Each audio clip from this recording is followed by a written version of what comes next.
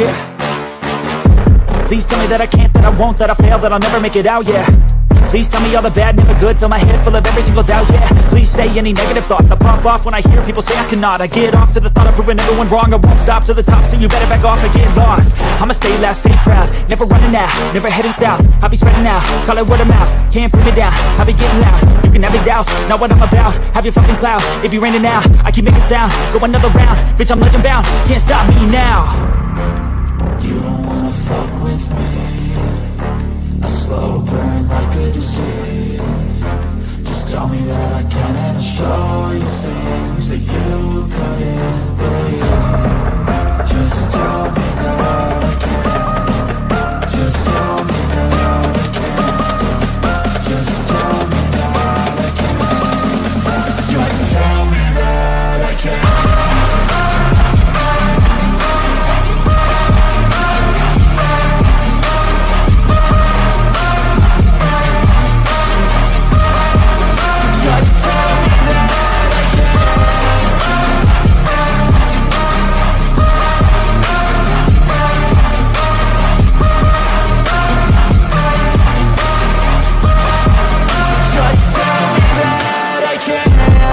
Anything negative, cause I just wanna hear it out your mouth, yeah. Give me fuel, it's a tool that I use to go ahead and run my fucking mouth, yeah. I take shots, I take loss, I make shots, I miss lots. I tell you get big box, you get yachts, you swing lots and pop off a big shot. I ain't done chasing, got big dreams, bigger things, impatient. Who's at the top think they need replacement? Who's at the top think I'm gonna erase that? Face it, I don't give up quick, I don't give up shit, I won't give up this. Cause I know that I want it, know that I'm on it, I'll make it, I promise. You don't wanna fuck with me, a slow burn like a disease. Just tell me that I can and show you things that you couldn't believe. Just tell me that I can. Just tell me that I can. Just tell me that I can. Just tell me that I can.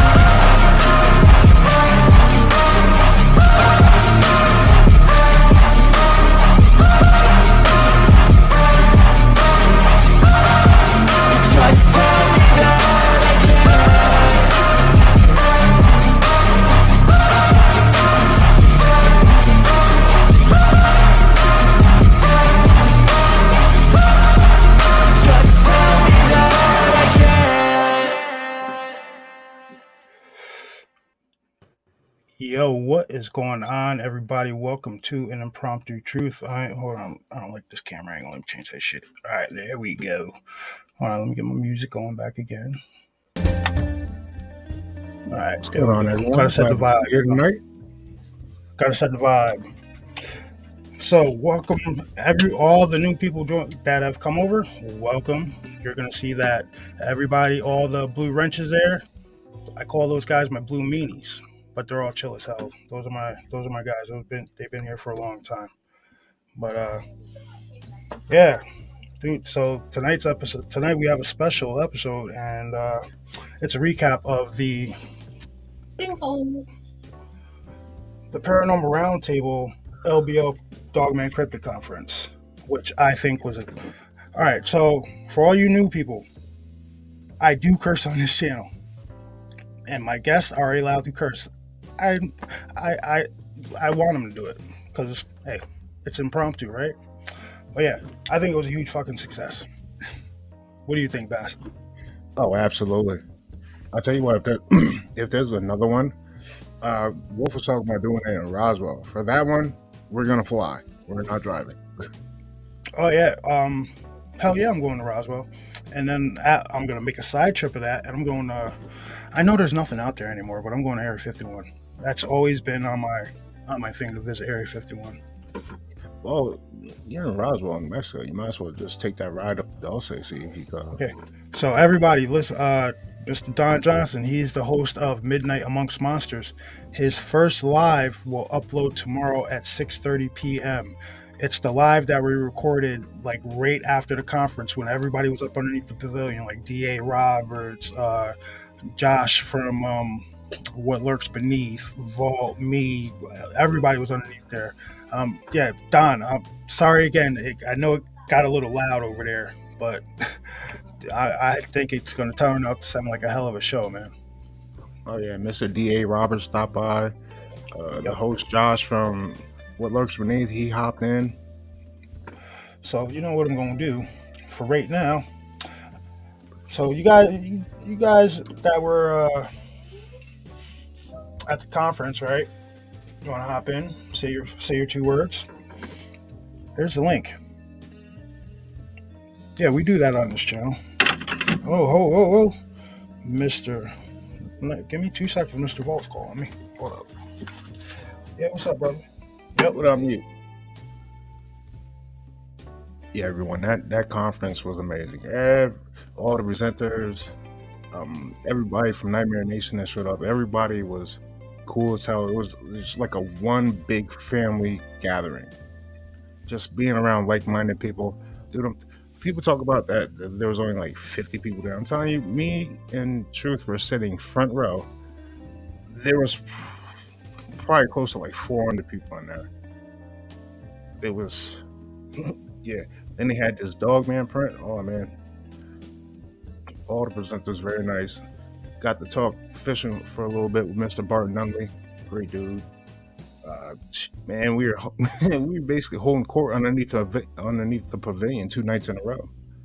Like the first night we did a stream over here on Truth, and the second night after the conference we was over on Mr. Don, and everybody showed up and everything like that. It was pretty cool, and I think we had a sighting of something like maybe 150 yards, 200 yards away from the conference building. It was pretty interesting. We went out and did a little investigation. Whatever it was about 7.5, 8 feet tall. That was called. Ladies and gentlemen, Mr. Vault Keeper and Miss Chris Cat will be joining us in a few minutes, and we might have another couple of special guests come through. We'll see. So I just dropped the link in chat. So I know Curious Cat was there. I met her. She was cool as hell. Julie, met her. She was cool as hell. Finally met Dave Wilcott. Funny ass dude. Yeah, he's alright. Dave was hilarious. Met Joe. Hey, Joe. Joe. That beef jerky dude. On that trip back to New York, that shit was good. Honestly, it really was. But hold on, let me bring it. I want to share a picture real quick for all the naysayers out there. You met him. Yeah, Graydon McKee, cool as shit. I believe I'm pronouncing it right. But cool as shit. He's one of the meanies too. Right. We met Mr. Adam Jenks. He drove all the way down from Adam. Yeah, he had a longer drive than we did. Yeah. Tell you what, man. So, the ride wasn't bad, but that traffic in Ohio was ridiculous. Wasn't I sleeping through most of Ohio? On the way there. Yeah. I'll tell you what, I've never seen so many abandoned cars on the side of the road. Like people people just said, you know what, I'm done, and just left it. I was like, yo, at least take it back and get the scrap metal for it. What the hell? Blown out that was crazy. Okay, so I'm going to Facebook real quick, and I'm going to share this picture. Right, so I'm going to bring it up and share the screen. I want you guys to see this shit, because there's a lot of people. A lot of people saying. Met up with Vault, Miss Cat, Mr. Don Johnson, his wife. We all went out to dinner. Very great time. So check this picture. And we met up for breakfast, which Huddle House. Yeah, if you're ever down south, you need to stop there. That place was amazing. Extreme. Now, me and Bass were there. You should go from the other angle. There. I know, I will in a second. But that's this side of the room. The other side you can actually see by the door, and I'm going to bring that picture up. Right. Nah, GNA, we didn't go by that area, but I tell you what, on the way back, we got caught up in some traffic on the Kentucky Interstate, and it put us on some back roads. And I can see how people see things jumping out in front of their car. This is a good picture. Oh, who's popping in? Oh, boom. Mr. Hey Joe. Hey, what's up, fellas? What's going on, Joe? Mr. Will Cut, what's going on? Yo, what's up, brothers? These two guys are cool. Hey, Mr. David. How's it going, Vault? Joe, glad to see you on camera, dude. Vault will be here in a few. Vault will be in a few minutes. He got his like he's built like a little bit of a studio, so he's still setting it up. He'll be here in a few. Oh, but hey, I thought that sounded just like you. But you guys, I'm gonna make this bigger. Can you see hear this me in picture there? that's on screen? Yeah, we hear you. Okay. But you see this picture on screen? This is before it really started filling up, right? That's me and Bass sitting in the front, right? At one point, dude, this was standing room only. Standing room only. I cannot. I don't know why people continuously saying that nobody was there. That's just, dude. That alone. What? How many people were in each row? That first one we're sitting in is 12 seats in each row. 10 chairs deep. I think the other one was like I think there's 10 seats per 7, 8, 9, 10 per row. And this must have went about what, 15, 20 rows? Yeah, it's like 15, 20 rows deep times two. It was a hell of a good turnout. Hey guys, how's it going? Adam, glad to have you here. Adam, ladies and gentlemen, Adam also has a channel. Adam, please let everybody know what your channel is. I have a channel. It's called Strange and Weird Experiences.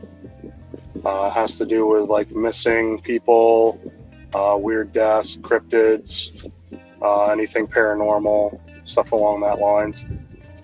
Yep. So we're gonna get everybody go over there and check out Adam's channel. So thank you, appreciate it. No problem, man. But it was standing room only. I got a few more pictures I want to share. Busy night.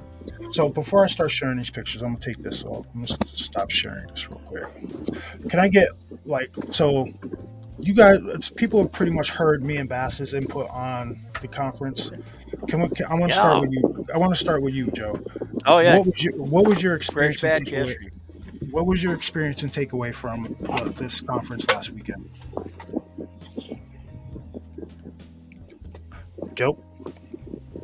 Oh, James, definitely. Vault was there. He was there. Hey, Joe, can you hear me? Yeah. Yeah. What was your experience at the conference? What did you think? Oh man, that's that most fun I've had with my clothes on in years.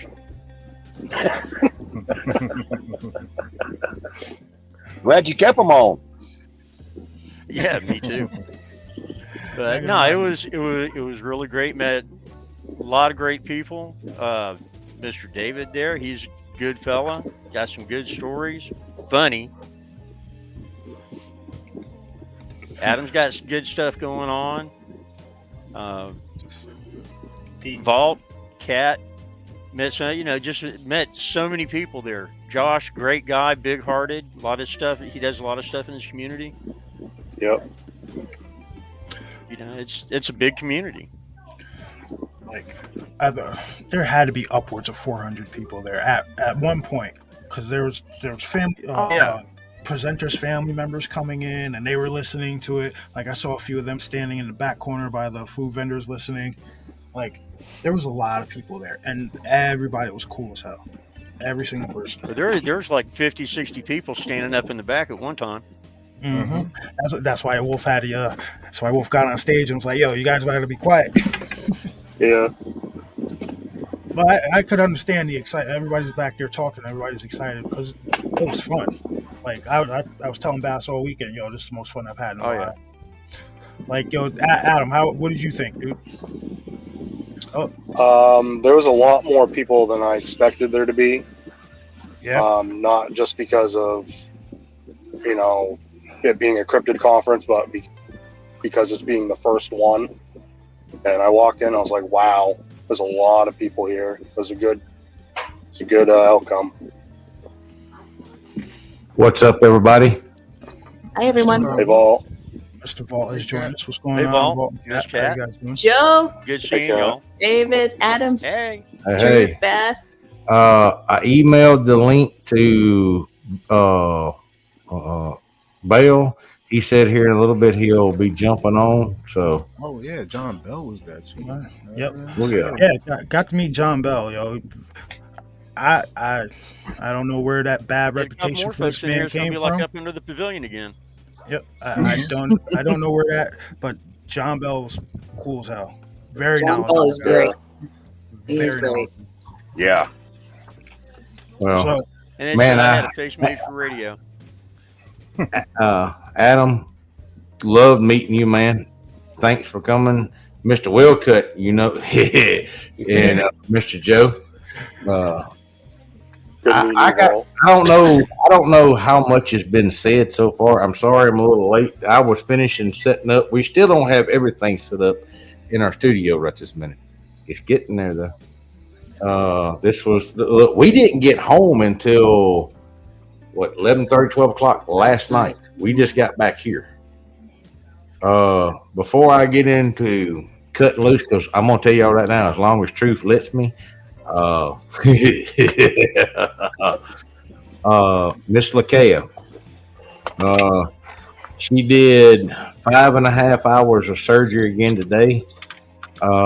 They are determining whether it's a lot worse than what they originally had thought.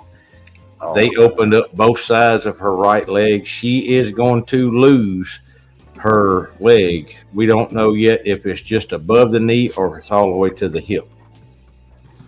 Like I said, that's still being determined. Her leg has turned septic and it is causing her body to go into shock. They went in today and tried to clean out some more of the arteries, and everything that they had cleaned out Monday was right back stocked up again. The doctor, I'm not that good with this stuff.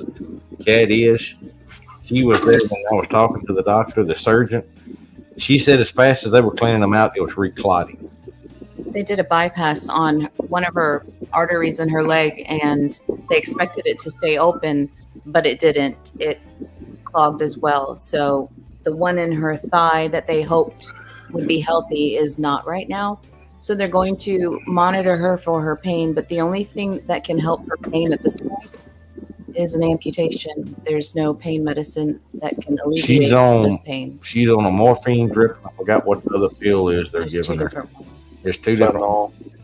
Fentanyl. Hang on a second. Say what now? She's Yeah. on. You talking to me, Mr. Joe? Yeah, I got you. No, talking. Was you talking to me to say it? Hang on, or I thought the conference was great. no, he was saying he's talking about Lakea. yeah, I don't know what's Got going some on. real bad lag here somewhere. I don't know. 2 seconds. I got the problem. Okay, All right, keep going, Vault. but I'm gonna drop out and come back in. Okay. but like I said, like I said, they're determining, like I said, where to take her leg off at now because of the arteries are steadily closing. She had 4 blockages in her abdomen that were serious enough the doctor said that she could lose her life over. Like I said, they're doing everything they can right now. All of y'all's prayers are definitely needed and wanted right now. I know it may sound funny because or weird because, like I said, me and Lakea we're married. We're not no more. But y'all, that's the mother of my children, and that's a good friend of mine. It's a good friend of Kat's. You know, it's to sit there and listen to a woman. I'm gonna get a little emotional, y'all. To sit there and listen.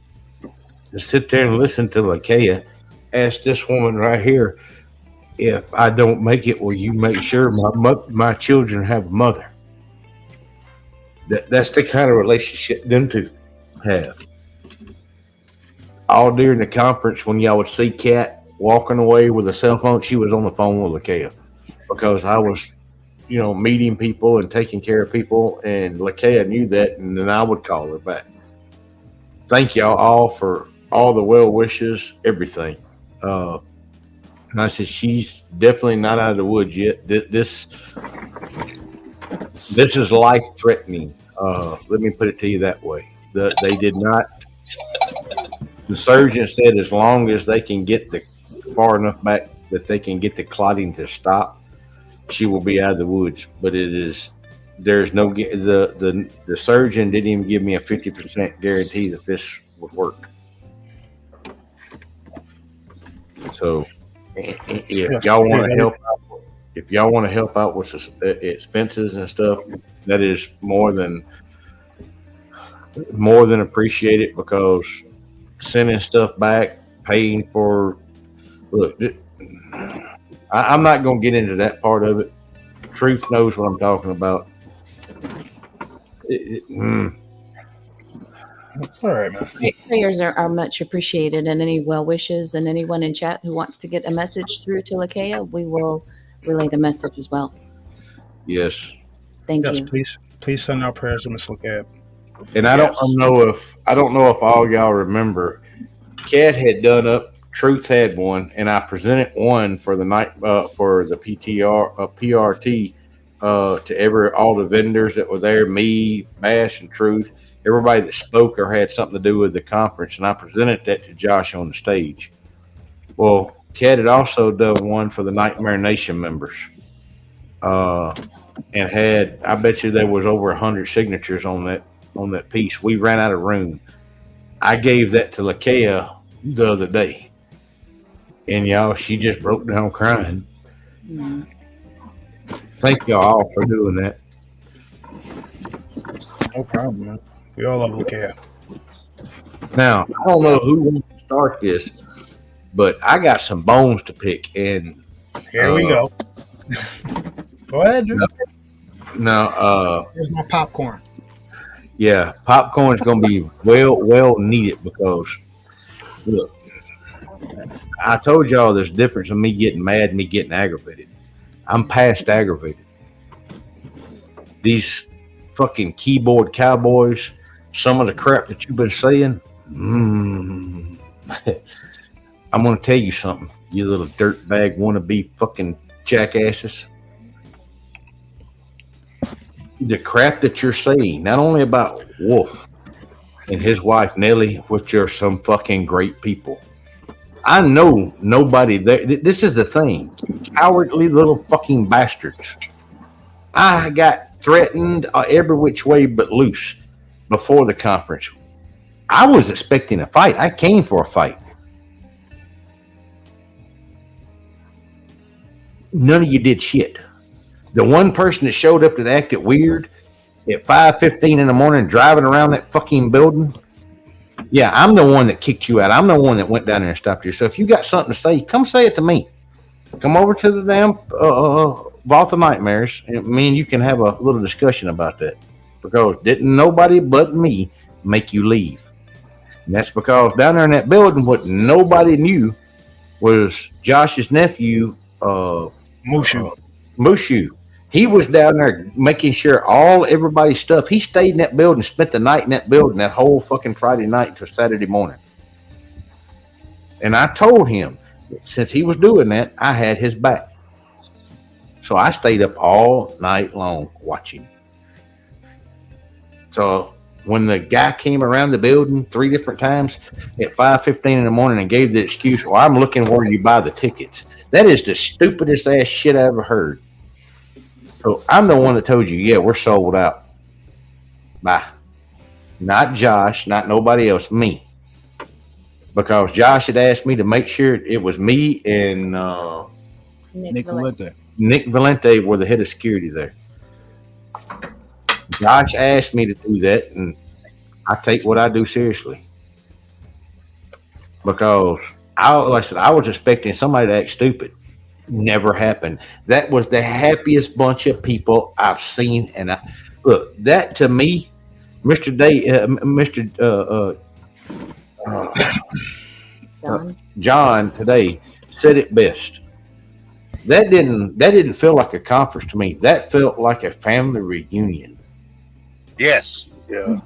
We had so much fun. Yeah. Hey, look, I've got pictures of over 50 people. There were so many people under that pavilion. There was people scattered out of that pavilion. I'm talking about. We're doing live streams. Truth's doing live streams. Mr.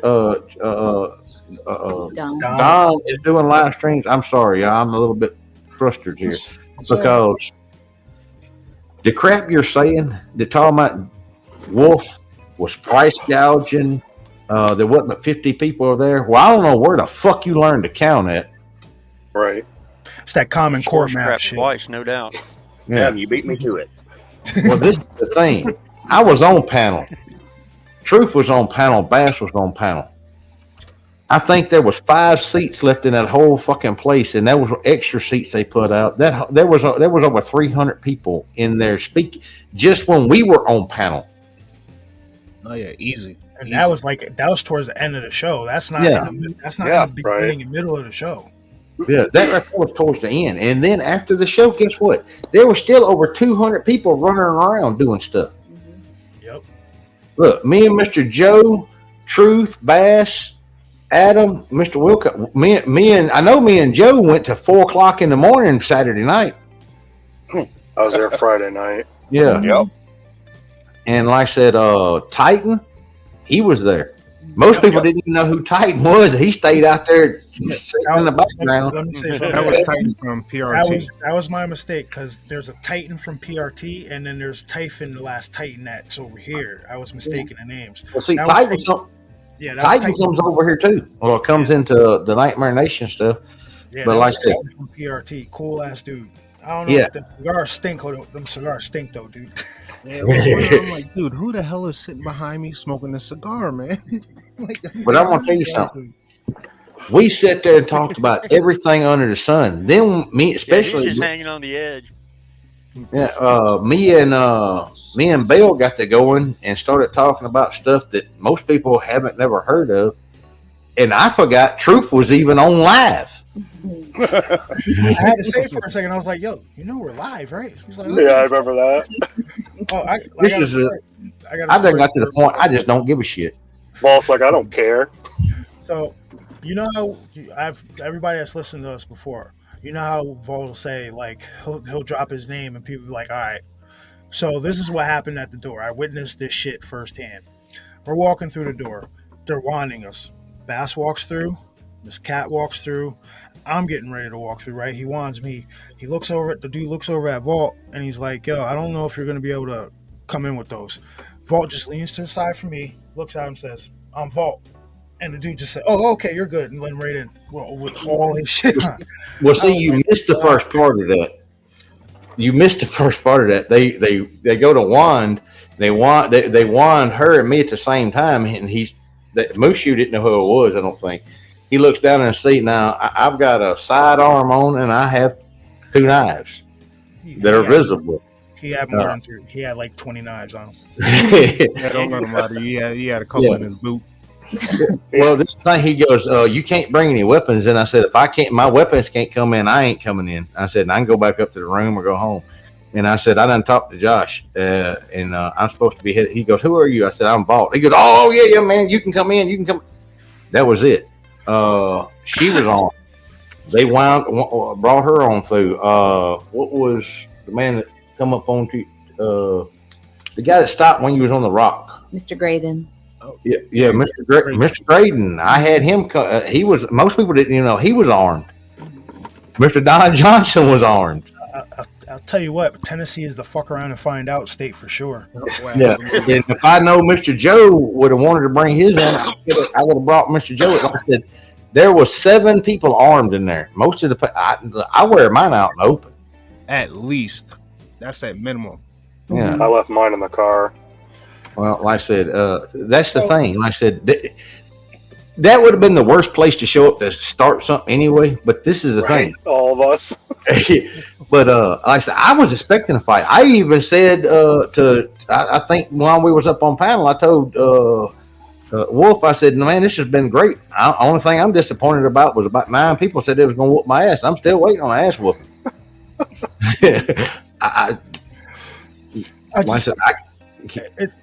See, this is the thing, though. This is the thing some of y'all don't know about. There's a thread been going around. This is what's got me hot, and I'm putting all you little fucking hot pockets on fucking notice. Especially this text guy. Hold on, what the hell is his name? Abe? Yeah, him. There's this thread going around where you're talking about, I'm glad Josh's ferret died. His mom deserved to die. Then you're calling Lakea evil witch. She's getting what's deserving to her. Let me tell you something. I won't keep shit on fucking YouTube. Do you understand me? You think you know who I am. You have no fucking idea. I will hunt you fucking down. Do you understand me? So you keep running your fucking mouth. You keep playing. I will show you just how much real can be. Because I guarantee you can beg, you can cry, you can pray to whoever. It's not going to fucking help you. You can't stop me. You can't beat me. Shoot me ain't going to fucking do shit. Some of these men right here on panel right here got to watch me do some shit that you ain't supposed to be able to do. So keep fucking with people that you don't understand. Here, look, hold up. I'm looking in the camera. I've seen this dude do some shit with a blade. That shouldn't be done. Absolutely. Please leave him the fuck alone. All right? Just saying. Leave him on the fuck. Leave Nelly alone. Leave Josh alone. I'm gonna tell y'all this. I'm gonna go one further. Josh didn't ask me to do this. I have no idea what I'm gonna say. If you keep fucking with him and keep fucking with Nelly, because I'm gonna tell you something. Nelly is a nice lady. Most of y'all don't even know. Y'all know her back was hurt, right? Yep. Her back was hurt. And she's still up gathering chairs. She's moving tables. I had to threaten to tie her to a chair to get her to stop. Hey, James Householder. Bye. I tell you what, James Householder. Hey, hold on. Send him a link. Send him a link. Send him a link. Let's have him see if he wants to talk. If it's really his name or if it's someone hiding behind a name. Because we didn't hide at the conference. And we stayed up until 3, 4, 5 o'clock in the morning talking to people in the open. Come on in, James. Link's been in the chat. Got something to say? Like I said, I'll let you come on. If you got a fucking valid point to whatever you got to say, I'll let you come on and you speak the truth. But you're not gonna come on. You're not gonna come over here and start acting like an asshole. Because my moderators will knock you out. They'll hit you over the head. I'm telling you, if you're one of the ones saying the shit you're saying, you're gonna get to meet me because I'm declaring war. I'm telling you, you gotta go the fuck away. Cool vibe over here. Don't come over here being a troll. We're over here talking about our fun time at an experience of a lifetime. I'm gonna tell you something. Every one of these men on camera right here, every one of them, the man that just dropped off back to, but every one of them that's on this panel, I think it was look. We had a damn good time. Anytime they want to, if they're in Tampa, Florida, come by and look me up, or if I'm anywhere where y'all are, I'll be right there. I'm the same person right here as I am when you meet me in person. Yep. Just shorter.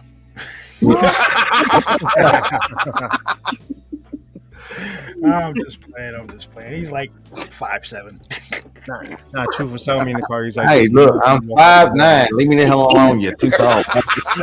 Truth was telling me in the car. He's like, yo, when I walk up the volume, I'm like, yo, what's going on? Short stuff. That's exactly what I said too. Exactly what I said. And then I had Bass point a gun at me. That he didn't want to do. Wasn't supposed to, I didn't want to do that. No, Sorry about that. Yeah, no problem. But like I said, you can point a gun at me. I'll take it away from you and shoot you with your own fucking gun. Yeah.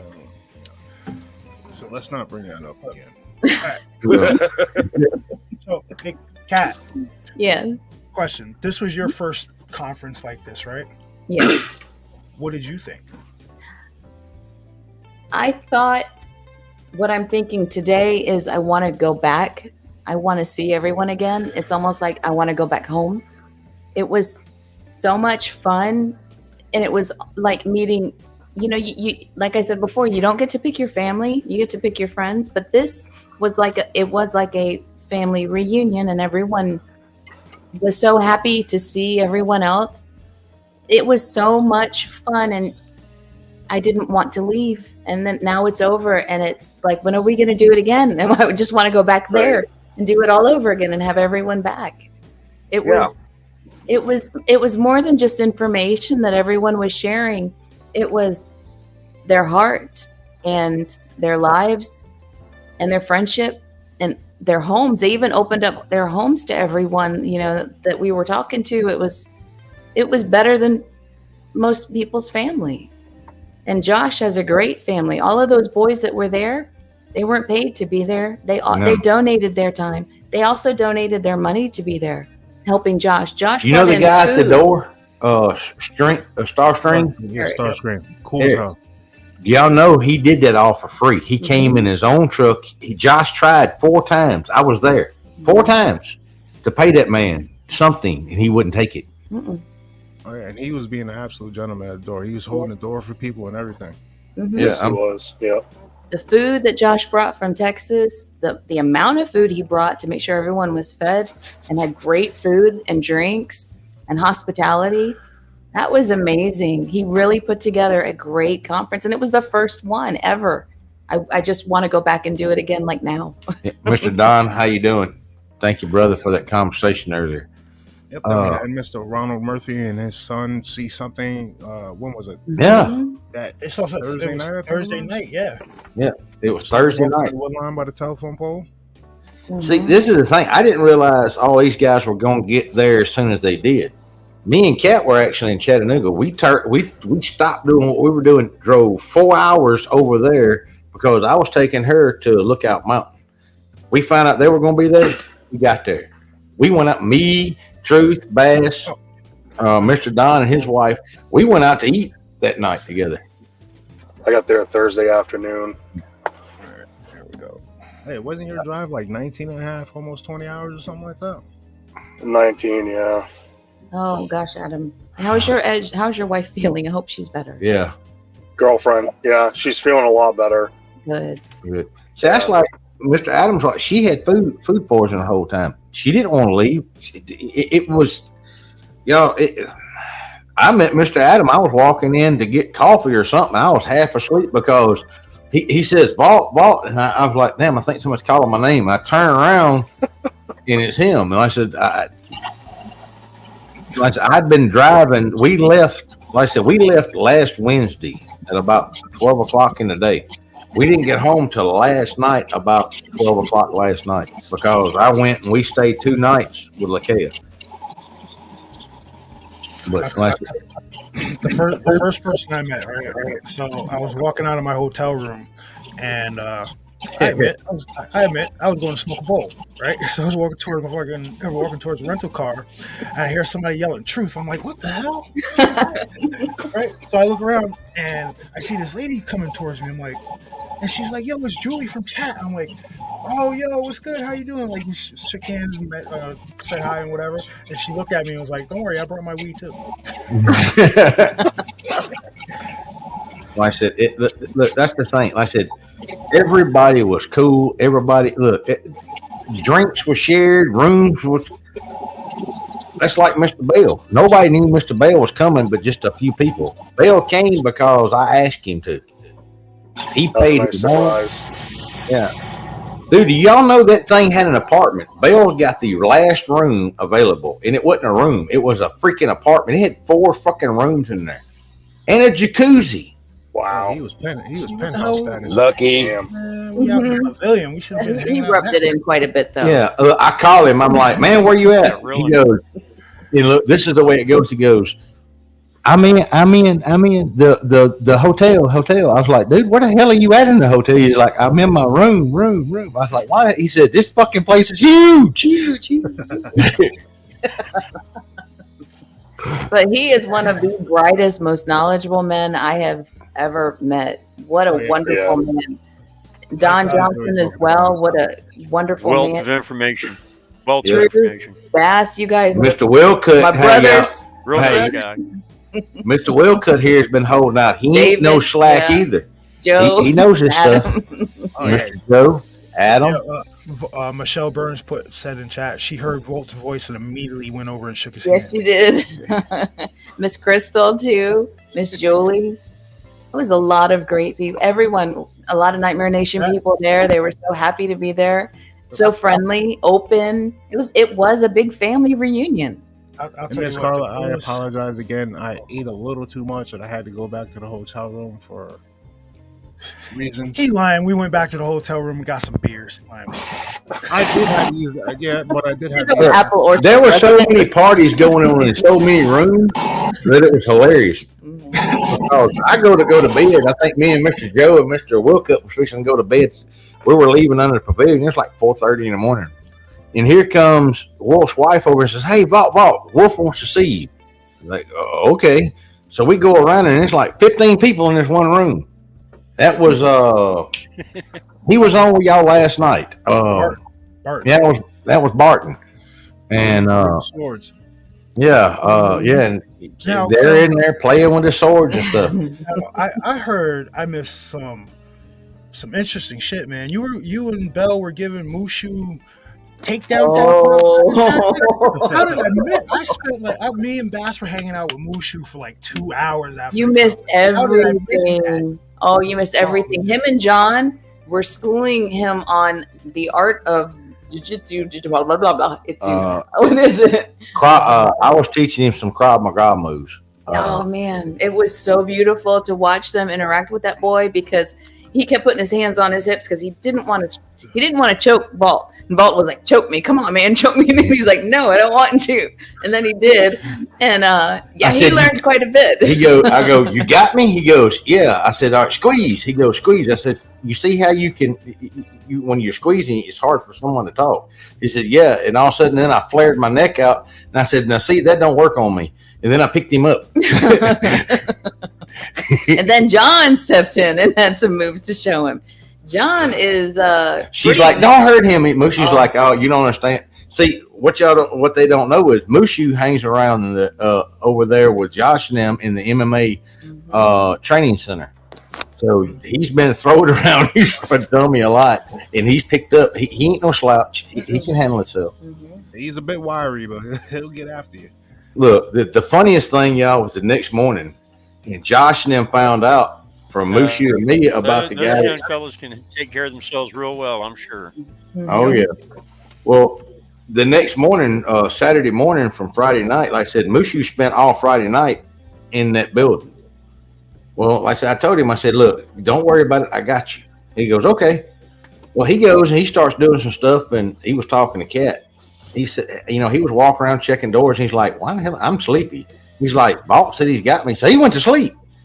because he knew Vault was going to be there. Well, about 5:15 that morning, like I said, when I run that guy off, I walked over and Mushu's laid up on the couch like a little, drawn up in a little ball. I knock on the window and I scared the shit out of him. He turns around and look, and I gave him come to the door. I was like, hey, there was a guy just doing circles around the building. I just run him off. And he's like, okay. I said, I'm going to go back up there. He comes back, I handle it. He said, okay. He went back to sleep. But what a great guy he is. Oh, man, What a that whole wonderful crew. man, yeah. That whole crew. Most people don't know this. Bass and Truth do, I know. Wolf gave away more merchandise than he sold. Oh, yeah. I believe he gave away at the end. He gave away as much merchandise, Mr. Bell. John, what's up? John! What's going on, John? As my brother there. John. Everybody. Hey, Mr. John. He gave away as much merchandise as I bet you the other vendors sold. Yeah, I got a bunch of stuff. I got a bunch of stuff too. The table was full and I'm walking out and I just was playing. I said, I'll take one of everything. And Tony at the table said, go ahead, take one. I was like, no, we ain't got room for all that. I know I came in a pickup, but you ain't supposed to be filling it up. Yeah. John, we were talking about your room when I called you that first night. I was like, "Where you at?" Look at that. He's gonna go off on it again. He goes, "I'm in the room." I was like, "Where the hell are you at?" He goes, "I'm in the room. It's echoing because it's so fucking big. I told you I didn't know where to put my stuff because there were 4 different rooms attached to it. Shit, I'd have put my shoes in one room, my pants in another, my socks in one room. Look, he better be glad I was busy because me and Kat would have tested out that jacuzzi. Yeah, well, Hey, I thought the first night I should have just given y'all my room. It was a waste on me. Yeah, you should have, but you didn't offer it, did you? You didn't, did you? I was so tired driving up there. I didn't think about it till I was crashing. Oh, I thought about it. I got another one for y'all that nobody knew about, and I don't know why he did this. Monday, we're driving up to see LaCale, and I get a text from Josh. Hey, how much did you spend on gas? I'm like, Josh, did you mean to send this to me? He goes, yeah. How much you spend on gas? I was like, I don't know. So she's pulling out the receipts. I said, I don't know, $150, I think. Josh sends me $300 to cover my gas expense for there and back. Wow. I'm hearing that he did that with like all the presenters that like had to drive out there. And he covered the rooms. Yeah, I know this for a fact, y'all. He spent $3,800 or $3,900 on rooms for the presenters and the guests that were there. Mm-hmm.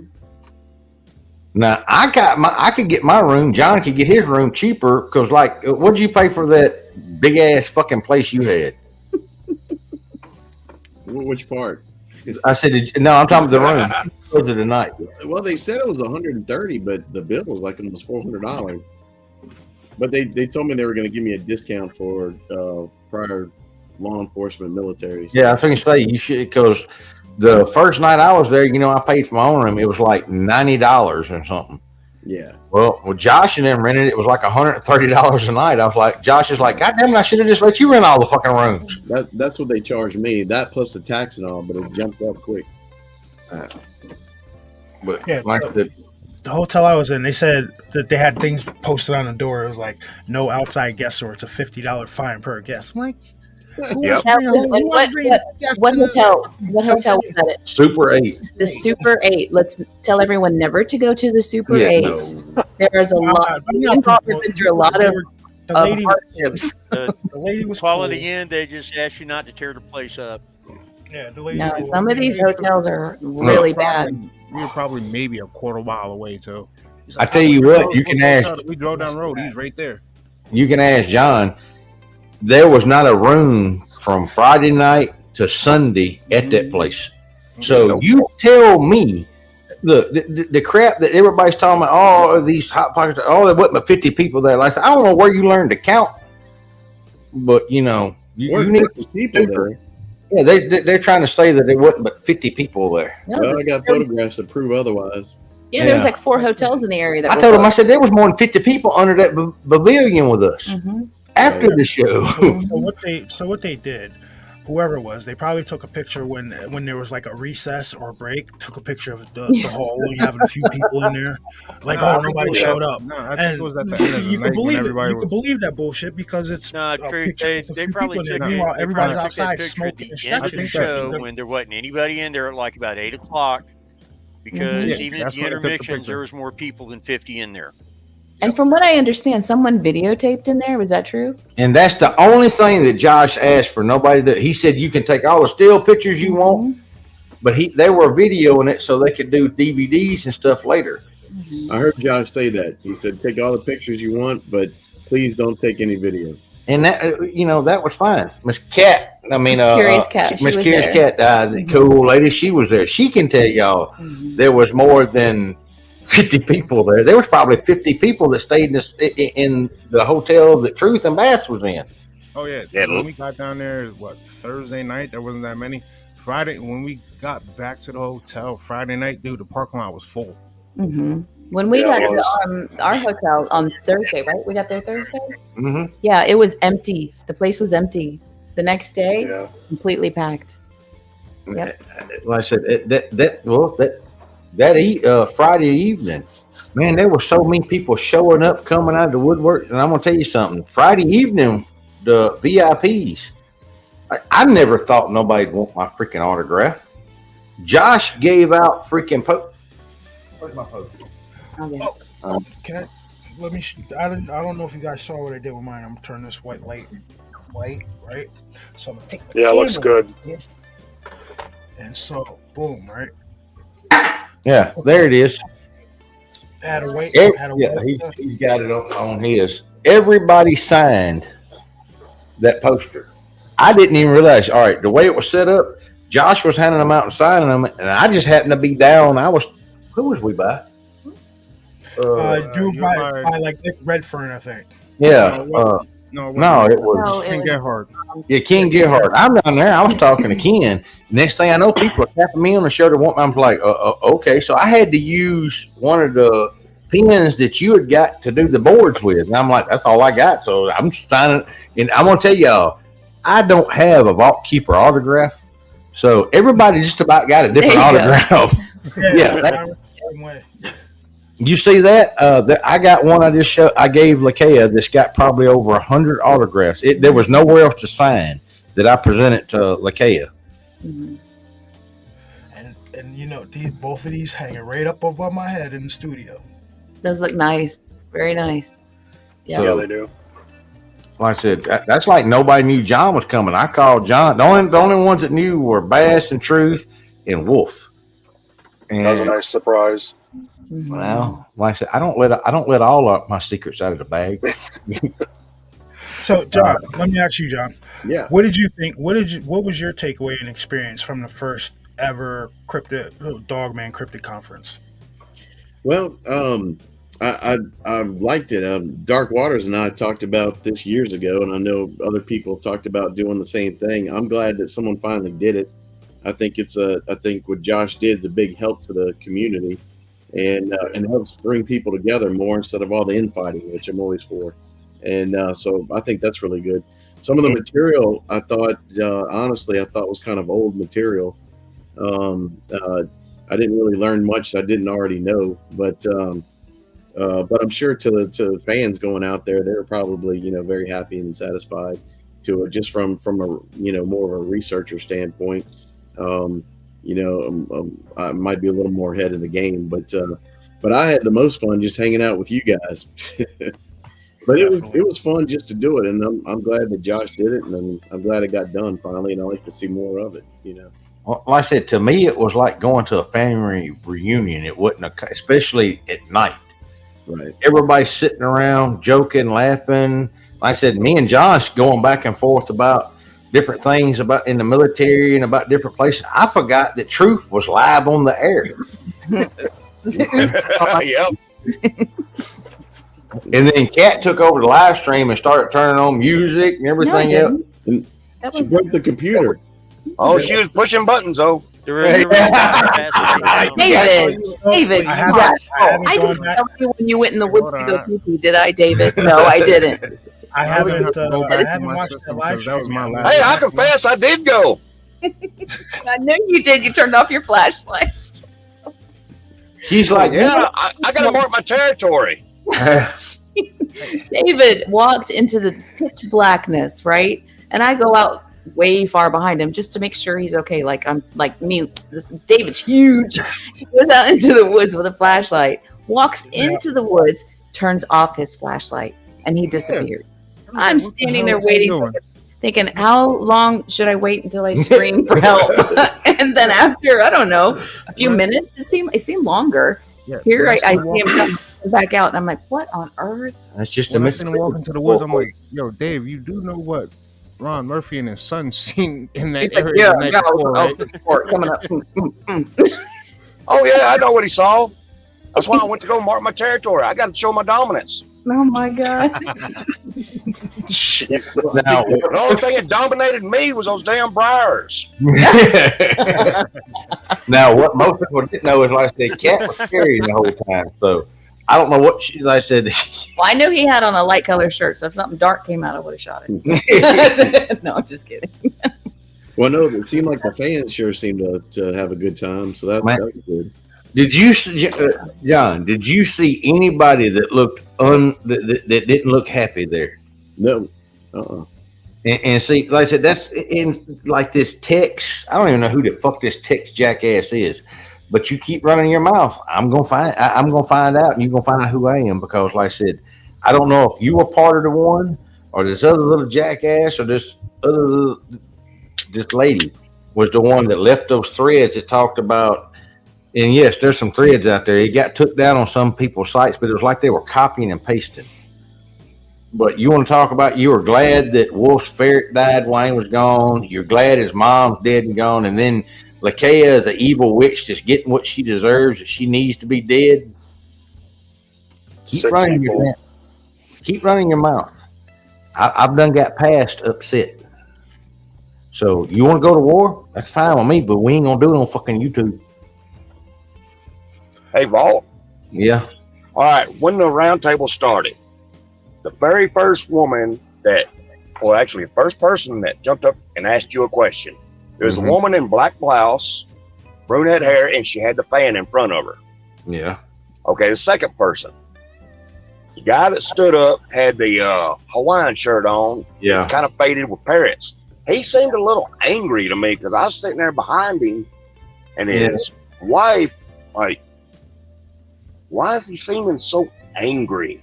Yeah, I noticed him asking us questions and giving these piercing looks. See that I noticed stuff. John does the same thing. That's just like most people probably didn't realize the guy that had the long, dirty hair with the goggle ass glasses that had the Bigfoot says "believe." Oh yeah, him and his little briefcase was definitely on my damn radar. He keeps walking around sitting in different seats. Yeah, I noticed that. Yeah, if he'd reached in that briefcase, he was going to catch one in the forehead. But like that. Now, when right before the conference started, right, me and Bass were getting ready to walk in. I was like, "Yo, how many government plants do you think are in here right now?"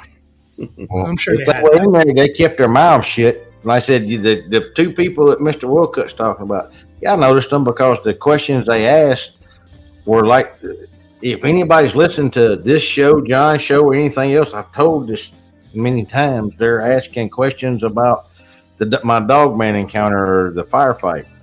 Like I said, John was there, and like I said, I told him, I said, look, all you got to do is turn around and ask John, because there was multiple reports from people calling in trying to figure out what war started.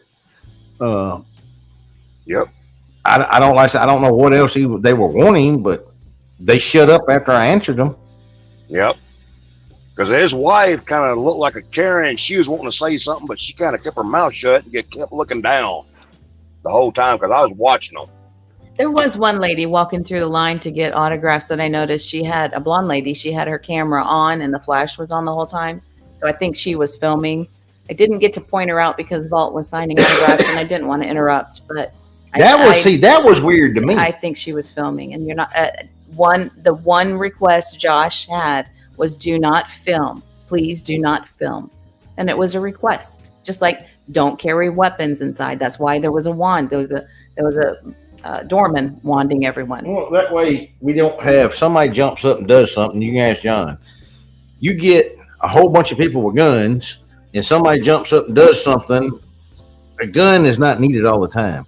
You get a bunch of people that with guns, though, that have never been in a situation like that, that can turn into a real bad situation real fast. So we limited the amount of firearms. And it wasn't to scare anybody or whatever. It was safety. Mm-hmm. Yep. Yeah, and there were some cannons walking around, boy. And this is the thing. You don't need a gun just all the time. A gun is a tool. Like I said, do you think I'm more dangerous with a gun or without a gun? Especially if I'm close to you. Without. I'll tell you what, I wouldn't want him fucking grabbing me. Hey, dude, He tried it, and I was like, no, don't do that. Yeah, I'm a big dude. I'm 6'5", 340, and I wouldn't want Vault to grab a hold of me. This is the thing. I'm a lot slower than what I used to be, but I can still grab. I can move faster than what you think. Ask Truth how hard it is to hold a penny in his hand. He did some shit. It's a hell of a lot more solid in person. He did some shit. than He he showed looks bass. like on the screen. He did some shit. Agreed. Like, Bass. it's a That's solid chest man right for there. like a day. Yeah. Oh, Like you when I talking shook his hand Thursday morning or Friday morning. Yeah. But the funny Felt thing was, privileged to get him whenever back. Vault and Mushu were going after each other, you know, just playing, and Vault was teaching him, then John gets up and he wants to turn, right? John's over there begging for a turn. Great time to see John and Vault. No. Yeah, John went after Moose. She was like, wait. I thought you were going to go after Vault. And I was like, no. You know, he was special forces and all that. So John's training and Vault training, it wouldn't have been good. And I'm like, oh, damn it. Dang it. That was funny. Yeah, we Nobody kept hit going the back and record forth, doing different martial art tricks Mm-hmm. or real world stuff. That But you know. hey, y'all got to remember this, y'all. According to all the hot pockets I'm faking, I don't know shit. Well, you're real, and John's pretty real too, man. So, yeah, I said I think it's funny. I like them to think that. So go ahead. if it makes you feel better, Well, we had fun with him, and he certainly liked what we were showing him. He went back and he told Josh all about it. Oh, did he? He was like, Oh, "Oh, yeah. man!" Yeah, he was well, I excited. said after everybody broke up, I said I'm starting to walk away, and I said, "Here comes Nelly out." She goes, "Hey, Vault, Wolf wants to talk to you." I was like, oh, "Okay." I go over there, and I said, "There's 15 people. They're still partying, having a good time in the room." So. And when we say partying, I don't think there was anyone there that was drinking or to get drunk. There was none of that going on. I None didn't of see that. a drunk party. If they were drunk, they hit it real well. Mm-mm. And that's the other thing. Oh, I smelled alcohol on a couple of people, but yeah, that's the other thing. My nose is a lot better, even though I smoke. Oh yeah, especially when Truth dropped that damn pen outside and you smoked it from inside. Mhm. And the funny thing is Truth had said the name of it when he walked up. He goes, "Oh, damn it, that was my something." And I was like, I never heard that before. And then Vault comes outside and says, "I smell." And he said the exact same thing that Truth had just said. And I was like, "What is that?" So then you had to explain what it was. And I was like, "That's exactly what Truth just said it was." No, if Mr. Don's in here, Mr. Don's wife, I think I freaked her out because she tells me, "Look, we're at supper." I looked at Kat and I said, "Watch this." I said, "I'm gonna show you what I mean by everybody thinks I'm weird." She goes, "Okay." I told her, I said, when Don got out, before he got out of the car, he used hand sanitizer. I said, but it still didn't cover up that he was cleaning his gun before, just a little while before y'all got here. She looked at me. She goes, "You're fucking weird." She didn't say fucking. No, she didn't say fucking, but she said weird because I even named the gun oil that he was using. Yeah. He's got a nose. Yes. Same way with the security guard outside. You did that about his knife. Yeah. Yeah. With Scream's knife, remember? You said you use such and such I oil forgot about that. on your knife, and he's like, "Yeah, I use that on it." Well, I said that. I had a blast there. Like I said, Kat's like, "Can we go do it again?" And for the ones that don't know this, me, John, Truth, and Bass were talking before we left, and we want to put on a Nightmare Nation one.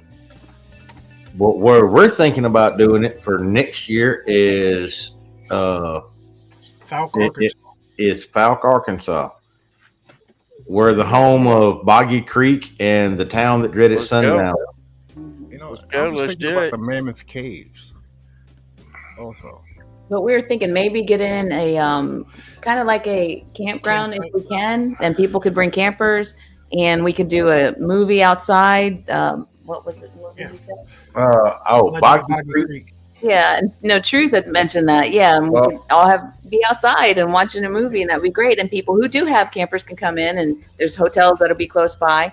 And Vault had an idea about people who could buy tickets who couldn't show up. Yeah, I talked to one of the guys there that he specializes That was in. great. And Yeah, it's Craven. He specializes in like cloud share and stuff like that. And me and him are going to be working on a website that people can pay a small amount and at least get like 8 hours worth of going to the conference, listening to people speak, listening to John speak, listening to me, Truth, Bass, anybody that wants to come in and do a speaking. And that way everybody can be part of it. An interactive And yeah, conference. Mm-hmm. Right.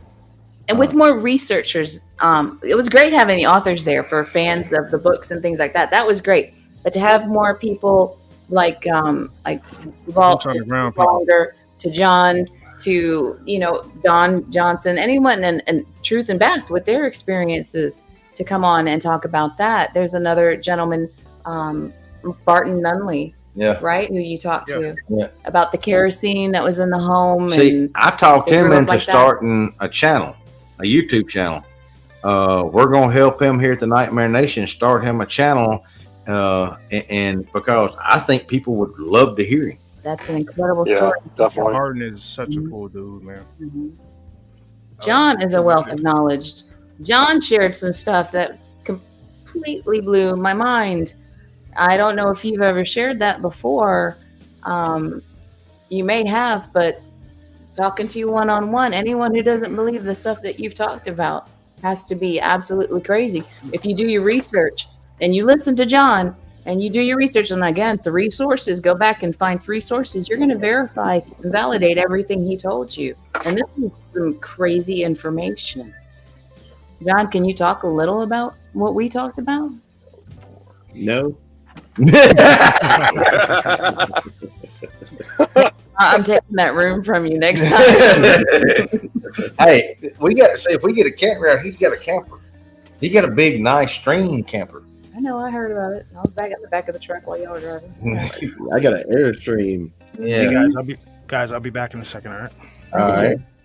Yeah, me and Kat were talking on the way back up here. We're thinking about getting this There one. was a lot of interesting stories and info going around over the weekend, no doubt. Mm-hmm. Oh, I said, Bass is, when he puts that show up, he's probably going to get hit because, like I said, I don't think John realized the camera it was on, and I damn sure didn't realize it was on. I was sitting 4 foot from it, so I know I said some stuff that wasn't supposed to be on there. Oh, that show's up. That shit got like 500 views already. Oops. I invited a former girlfriend of mine to come with me in my camper to try to go to a site one time. And I was like, you want to come? It'd be exciting. It'd be fun. I said, besides, you can stay safe in the camper and I'll go do the hunting out in the field. And she says, hell no. We just listened to that story online where that woman was saying, it's coming through the window. It's coming through the window. Yeah. A camper's nothing but a tuna can, right? You can flip that top Yeah, off. basically. Peel that shit right open. Shoot, a tuna can stronger than them. No. Do you remember that 911 call with Brent and Tom? Yep. When he had the Bigfoot's attacking his camper and he's calling 911, freaking out on the phone. They're like, sir, it sounds like you've been drinking. He's like, yeah, so what? That ain't helping the damn monsters on top of the damn thing. They're still attacking my camper. Yeah, that was a good that Where was you good. at? I'm in the fucking woods. and it took them a long time to get out there. Yeah, well, he's pretty deep in there, apparently. Mhm. All right. So, Adam, what was your experience at the conference? I had a really good time. It was my first cryptid or dogman conference and blew my mind. There was a lot of people, a lot of presenters. It was cool to see the authors and stuff. But yeah, it was a great time. Oh, I said, to me, it was more like a family reunion than it was anything. Yeah. It wasn't like a conference. I've been to a bunch of conferences, and that one, I'm gonna tell you something. To have that many people there, you got different YouTubers, bloggers, YouTubers, authors. Mhm. You got people from TV. Everybody got along. Mhm. I'm talking about if somebody needed something done, somebody was helping. Yeah, everybody in the crowd just walking around talking to different people, sharing their experiences and their thoughts about. Hey, do y'all remember the lady that brought the damn fence post? Oh, There was yeah. a I lady- was like, what the hell did that? I walked out and I seen that shit. I was like, all right. Then she started explaining. I'm like, dude, like I grabbed the shit, dude. That what the hell did that? The cool thing was that everyone standing around outside at the time came over, and these are farm boys and people who grew up on with that kind of heavy equipment. They looked at it for her, and paid attention to her, and she brought that all the way in. It's kind of heavy. Yeah, my first when I seen it from a distance, I was like, "Yes, ma'am." I said, it looks like somebody hit it with a bush hog turning around." Then I got to looking at it a little closer. The top of it had been. If you ever take a piece of metal and you wiggle it back and forth, you break it off. It was a stress break. Well, probably about a foot of it was stress broke off. Ain't no man gonna do that, not to a T-post. Oh no. Nope. Like I said, I can't say that something else didn't bend it over at first, but there was the top of the T-post was wiggling, bent off. And then she said it was a stump there that something had been digging out around. Well, she said this T-post was bent over the stump, and I think they moved it and pulled it and did it like that to get it out of their way. Is what I think they did. But like I said, to me, that's the first thing. Like I said, it looked like it'd been hit by a piece of equipment. And then I got to looking at it more and holding it in my hand. I don't think it was. Yeah. See, that's the thing. You look at something, and I gave my opinion. Somebody else gave theirs, and I was wrong. I thought a piece of equipment had done it. But after I got to looking at it a little closer, I realized, wait a minute, this has been stress broke off. Did no piece of equipment do that? It wasn't a little piece of metal. No, It it was, about 5 And pounds. the bend was close to 45 degrees. Mhm. well, it was bent over just like There's this. a hell of a bend in that thing. It was bent over just like that.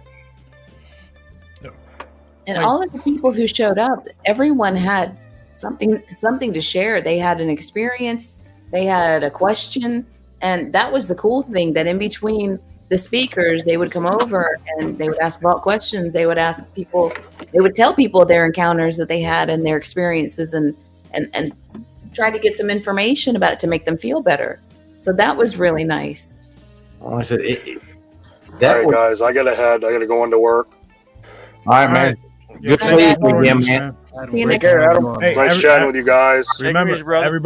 everybody go subscribe to Strange and Weird Experiences. That's Adam's Yeah. channel. See, you didn't tell me you had a channel either, dude. I got to get you over on the Vault of Nightmares to do a show with me, and then I want to come over on your channel and do a show with you. Okay, sounds good. All right, Man, man. have a good night. See you later, Appreciate brother. it. Good night. See you guys. Take care, Adam. Look, y'all don't know how uncomfortable I got there for a while because, like I said, I never thought nobody want my freaking signature or pictures with me or nothing. Yeah, that And- was the weird thing to me too. Like people asking me to sign stuff, I was like, "What?" And so, like Walt said, I don't have a signature for truth, so it kind of looks like a little like chicken scratch. Well, look, I probably signed 200 to 300 of them, and I guarantee you they ain't none of them that look alike because I was like, I don't have a vault keeper signature. And I almost wrote my real name a couple times. They're like, I'll be like, well, it ain't right. You couldn't hear it. Yeah, it gets tough with my call sign, Bell. Yeah, I was just right Yeah, there. that's a difficult one. I told Walt we were going to just get him a stamp and stamp his hand. And I'm going to order me a fucking stamp. Clink. Vault asked if I had a call sign before with my unit and all, and I was like, not really. Everyone just called me Bell. It's too easy. Yeah. Bing, bing. Well, let's talk about your movie deal coming up with Vault, the one you're working on. You're working on that. Am I allowed to? Yeah, I didn't sign an NDA. So yeah, what happened is a couple years ago, I made a deal with Vault to Right back, folks. auction Booger Valley, so that I can represent the rights as a producer to try to make it into a screenplay or novel, and or both. And with COVID came right at that time and shut everything down, so it pretty much made that impossible. So. But now that COVID's over and things are starting back up in Hollywood and everything, I talked with Vault about trying to start the project back up. And so we signed paperwork on that again this weekend at the conference to continue that on.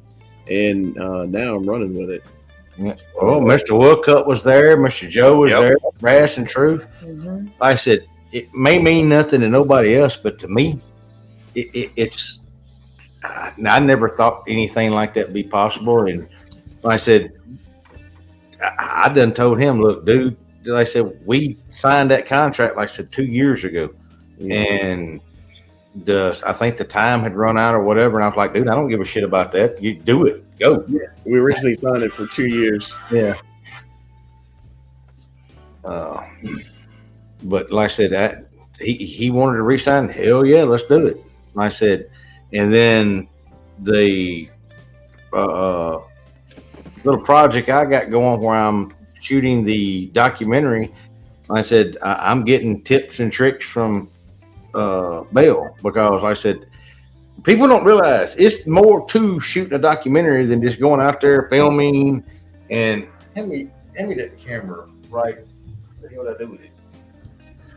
Dude, I had a buddy of mine from Hollywood call me today, who he's already shot a small film, and he just got hired to shoot another one, and was asking me a bunch of questions about it. See, this is a camera I got. Let me get it a little closer. So That was the one that was donated from Bigfoot Odyssey. Carrie Arnold. This is the one Carrie Arnold shot. All his other documentaries. The last documentary that was shot with this one by him was 168. Mhm. But like I said, I'm teaching myself, and like I said, filming is a lot harder than you think. Mhm. Lots harder, because you got to get different angles, different shots, and Lighting. the only thing I'm missing from this one is I've got to add. See, it uses RCA. When you film with this right now, there's no sound, so I'm having to go back and dub in sound and stuff, and I'm in the process of trying to get a mic. That way, I don't have to do that, and it makes it a lot easier on me. But Yeah, lighting is crucial as well, because that can make or break something easy. yeah, you see there, I got like 4 different lights to go on there. One that's an IR that helps with the night shots, and then I've got one that does the color correct and all that kind of stuff. I didn't know none of that crap. That's like doing all this right here. There's red lights, because I didn't realize you need to put in red into the background. That way it brings color to your face. You can oversaturate. I didn't realize all that crap. I'm like, man, fuck, I got to go back to school.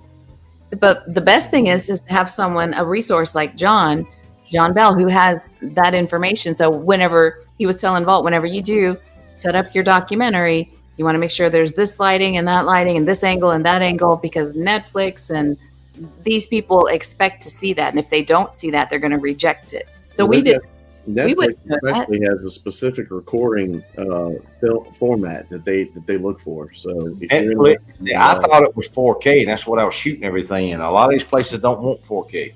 They want 1080p 720. And I'm like, really? So I'm having to go back now and fix some of the stuff I done because I shot it in 4K. Yeah. But like I said, it's a learning experience. Getting sound right, getting the lighting right. People don't understand how much there is to it. Like whenever friends come to me and say, will you read my script or something like that. Now I trained in Hollywood as a producer and as a screenwriter, and professionally trained there and worked different jobs out there for a while. But whenever friends come to me and say, read my script kind of thing, the first question I ask them is, where'd you get your training at? Because if they tell me they haven't been trained or studied anywhere professionally, it stops there, because it takes so much work. Arlene. Miss Arlene, if you'll send it to my PayPal, she can't get to her PayPal or nothing right now because she doesn't have none of that stuff. If you'll send it over to my PayPal, we're sending everything and buying everything and sending it up to her. As a matter of fact, Mr. Barry Browning is going by there tomorrow to take her some more stuff. Like I said, she was in surgery today for 5.5 hours. Like I said, the stuff she's going through, I did not realize as critical as it was until I talked to her surgeon. And then whenever I had to get her to dumb it down for me to understand. And she's producing blood clots as fast as they're trying to get rid of them. And she said, I don't understand it. So I'm saying this has something to do with that damn pricky, because it don't make any sense. Yeah. There's 2 of Mr. Joe. Oh shit, he's multiplying. Before God, let's hope not. Before things went sideways with Rob Skiba, ROBSKIBA. He was going to come on your channel, you said. Yeah, that's why the last 2 shows I did on Dogman Cams before my situation with DW, Dark Waters, I did 2 episodes on the coming of the Antichrist based on my research. Now, what's amazing is I spent years doing my research and came to a conclusion of who the identity of the Antichrist is. And then after that, I came across Rob Skiba's work, and he came to the exact same conclusion, although he did an entirely different method to come to the same conclusion. So I was, and I think he does a better job at presenting it than I do. So I contacted him and asked him if he would come on the show, and he said he'd be happy to. And I still have all his emails. And he said that he even knew about Dogman and was excited to talk about that when he came on the show. So I was excited about that. But that's why I did the 2 about Dogman and was. Yeah, that's why I did the 2 episodes about the Antichrist so that we could compare notes once he came on the channel. He was also working on a film about King Solomon's Island and cryptids. So and it was called Seed. So he was working on that project. So with my film stuff, I was real excited to talk to him about that too.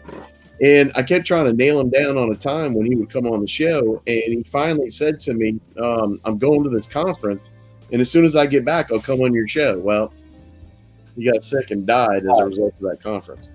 That conference was the one where There was a bunch of people that died. 4 other people who are well known in the scientific community had died as well of that virus. And I heard one of the last things he was talking about was the blood clots. Is that right? He had pictures of what the Deaners were finding in the mortuary, because the Deaners, the people who embalm the bodies, these people who were supposedly all ages died from that. I don't know if we can say it here or not. C19. They went through, they labeled them as dying from that. They get to the mortuary. They're trying to embalm the bodies. They can't push the fluid through. So as these people are trying to push the fluid through the bodies, they find these long, what they're called is fibrinogen. It's what scar tissue is made of. It's inside the veins. It's inside all of these major arteries and veins in the legs. They had them from thigh to ankle, and there's blood clots at the tip and at the end. But the fibrinogen is scar tissue, and scar tissue is never supposed to be made inside of a vein, an artery. It's not possible. It's impossible. So whenever the Deaners would find this, they had physical evidence of it. They took it to the medical director, the medical examiner. The medical examiner then took those findings to the doctors at the hospitals to show them, to see if anything would change on the death certificate. Nothing changed. They still died of the same C19, and they took the findings just, as information. But that's more than information, because if someone, Lakea's age and younger, and normally healthy people who have no problems at all are dying from blood clots, Rob Skiba was putting out that information. And within a week, that man was on a ventilator and dead. And this man wasn't old, and he was very healthy. Well, this is the thing. I can't make, and even her surgeon said, this don't make no sense. This is a vascular surgeon. Yeah, this is a vascular surgeon, one of the best in the country. Said she went through and cleaned out every artery, vein, and they even did bypasses. This was Monday. Today they did a 5-hour surgery. All the bypasses and everything they done, all were stopped up. There was no blood flow past the knee in her leg. It makes. She said it. That's what they. Like I said, what they did today was to see if they're gonna amputate above the knee or at the hip. But she is losing her leg. And if you look at the medical statistics of people who have died from blood clots, strokes, heart attacks in the past 2 years, you're going to see a major increase. If you look at the influenza deaths, you're going to see a decrease. So, and if you also see whenever the people who had this, which Lakea did, she had two.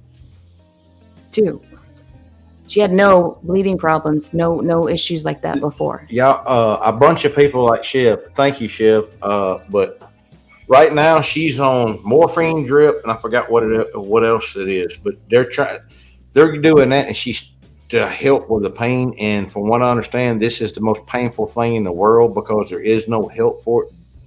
Drugs don't really help; they kind of keep you knocked out. That's what they're doing. So if y'all send her something, if you try to text her, call her, or send her something, she's not able to answer because she's she's been in ICU since Saturday night. Her body is what they said going into shock. Her body is trying to shut down, and like I said, she's in a fight, y'all. The only way to relieve her pain is to cut off. I asked them when were they going to amputate. She said, "Well, it depends. If her pain doesn't subside from what they did today, they're going to take it this weekend.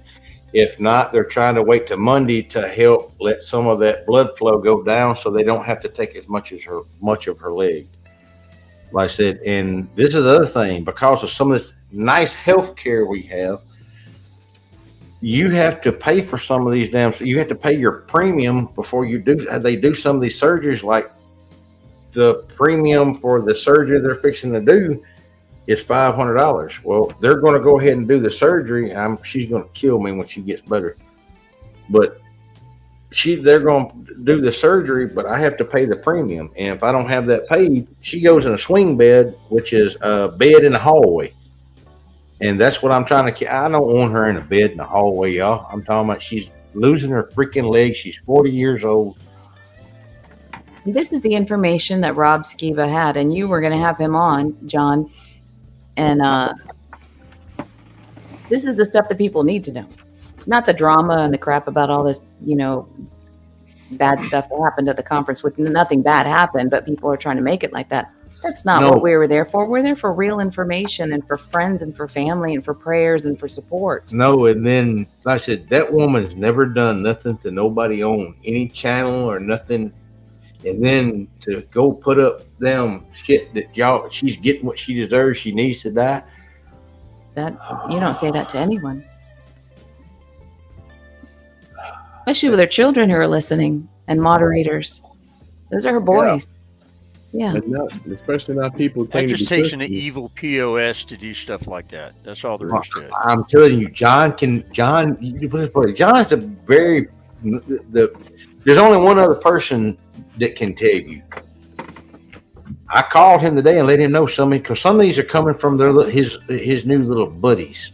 And I told him, I said, when they come and they tell you, Vault is after me, Vault's coming, you can tell them to pray to whoever the hell you want to, because I'm not going to leave it on you. You better stop, because like I said, I'm about to lose control. See, I tell y'all, I am not a nice person. I try to be. But if you keep on, I'm not going to leave it on YouTube. You can tell whoever the fuck you want to tell, whatever. I'm going to track you fucking down. Now, you can believe it or don't believe it. I really don't give a shit. Just keep pushing. Just keep pushing. Because like I said, that's...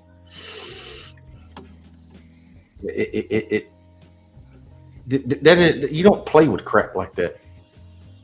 And I said, that woman's never done nothing to nobody. And to sit there and have her... I said, do y'all know how hard it is for another woman to look at another woman and say, I don't think I'm going to make it. Will you please? She wouldn't let her hand go until she promised her that she'd look after her kids. Her kids would always have a mama. She's not even thinking of herself. She's still worried about her kids. That's why this convention that just went on, this meeting of everyone, was so helpful, and it was so healing to meet and to see and to actually be able to give people hugs and stuff like that. It's I think we all bonded. I think I did anyway, and bonded with quite a few of you, and I miss you guys already. So hopefully we can do it again next year. I'm going to share a picture real quick, right? This is a perfect picture that I'm going to show from this to tell you that if anybody believes that there wasn't enough people, that we didn't have fucking people there, you're full of shit just by looking at this picture. So let me bring it up here. This is when it was packed in there. Mm-hmm. I think, Mm-hmm. yeah, because There's Mr. Don. There's- There's Truth and Bass in the there's front. Truth and Bass in the front. Mm-hmm. Yep, Mr. Don right behind us. Yep. Yep, John Bell's right behind. Yeah, Don. I was in the second row on the other side. Yeah. Yep, Joe's over here. Gary Graydon's over here. I'm over here in the corner. Yeah, he's Like Walt's right where the over here photos being taken, somewhere. Walt's like right there in the corner. Well, there was a door straight across, so I took up position there because I can see that door, I can see the front door, and I can see the other door. Oh yeah, it's just I never- Hard. Yeah. Go ahead. Sorry. Like I said, I'd wind up taking a position there, and like I said, I didn't have a table. I'm signing autographs on a freaking door because everybody's walking from from Wolf down to me and then they're walking straight down. I'm like, wait a minute, I'm in the wrong fucking place.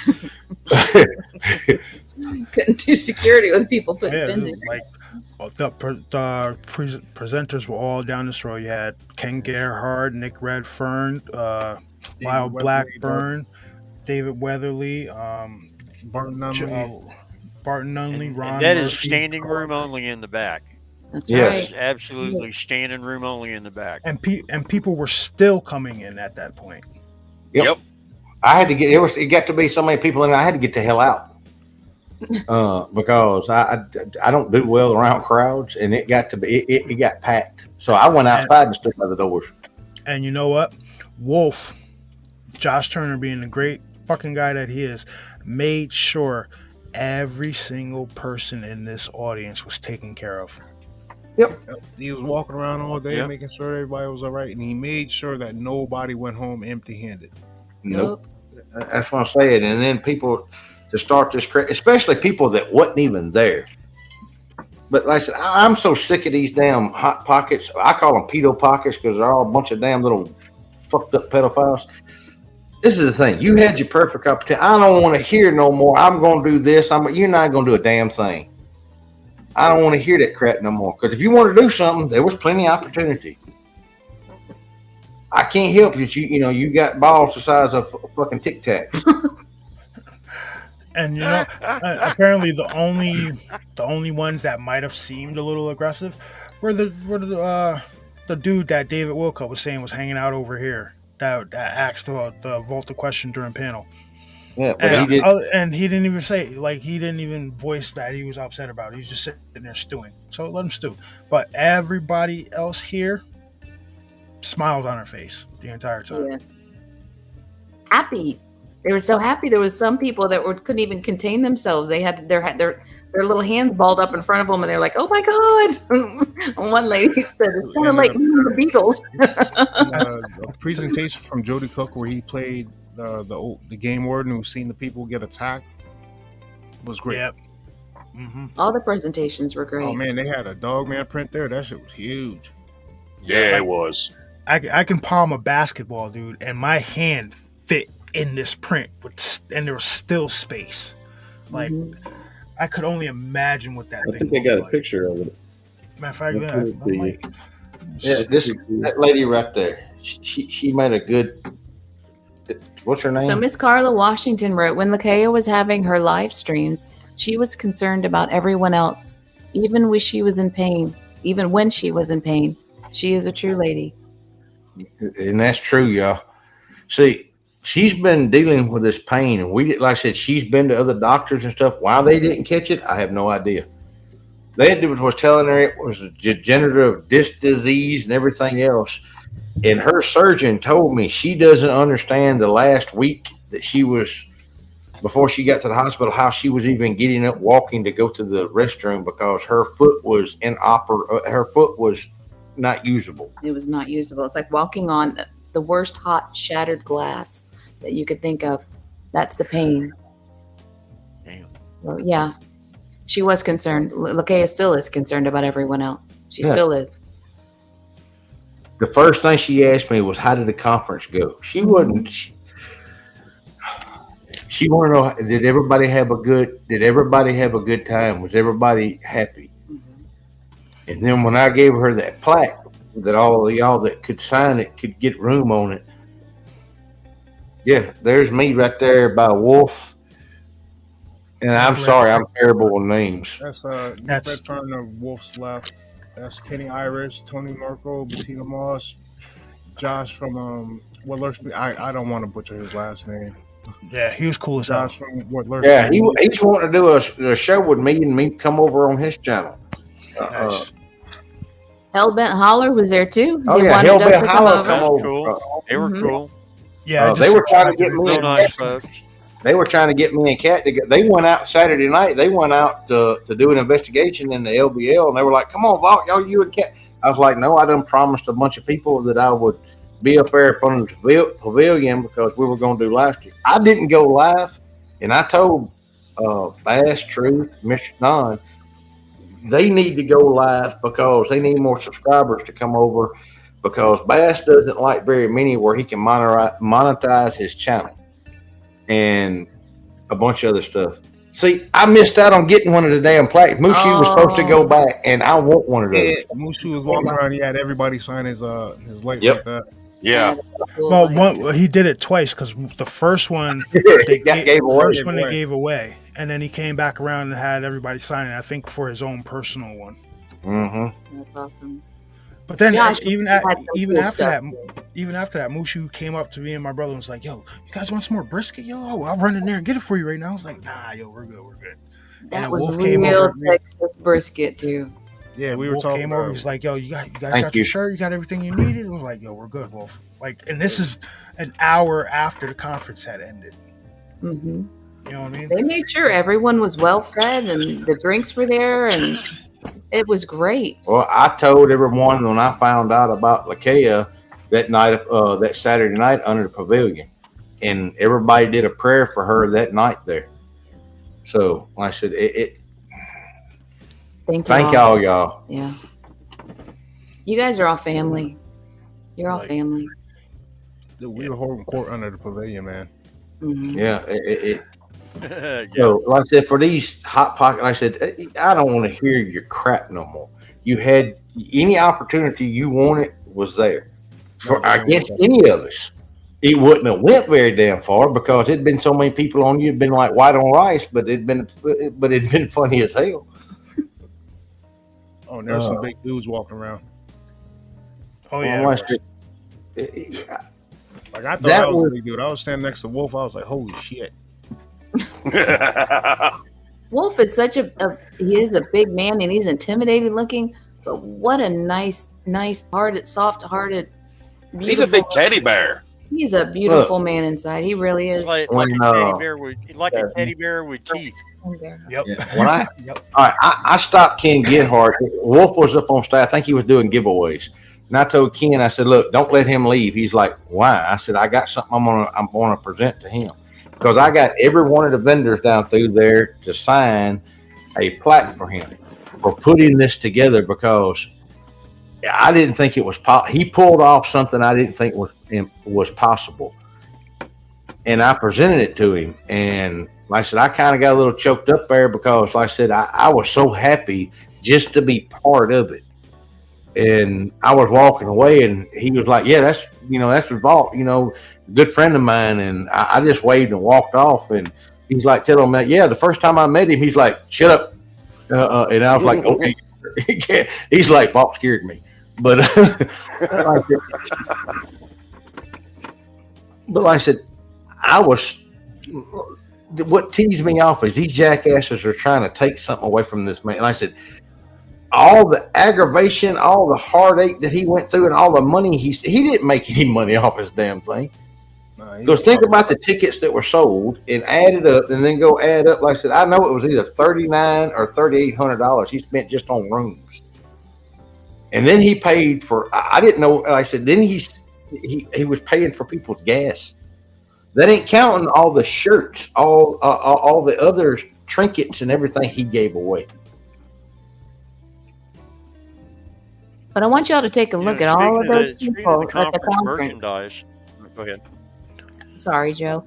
All the people at the conference that you're looking at in that picture right there, they came from all over the country. Mm-hmm. New Now, I York, can't. Vermont, I'm not New the York, smartest Vermont, person. California, Texas, fucking Illinois, Missouri, all Wisconsin. corners of the country. Yep. Like I said, I ain't the smartest tool in the shed, and you know, and I sometimes I have to take my shoes off to count up to 20. But I know I can see more than 50 people in that damn room right there. Hmm. Like I said, people were at this picture. People were still coming in. Like they had to set up a whole like back here where this little open square is. That's where the food was being served. They had to set up like another 15, 20 chairs just back here alone.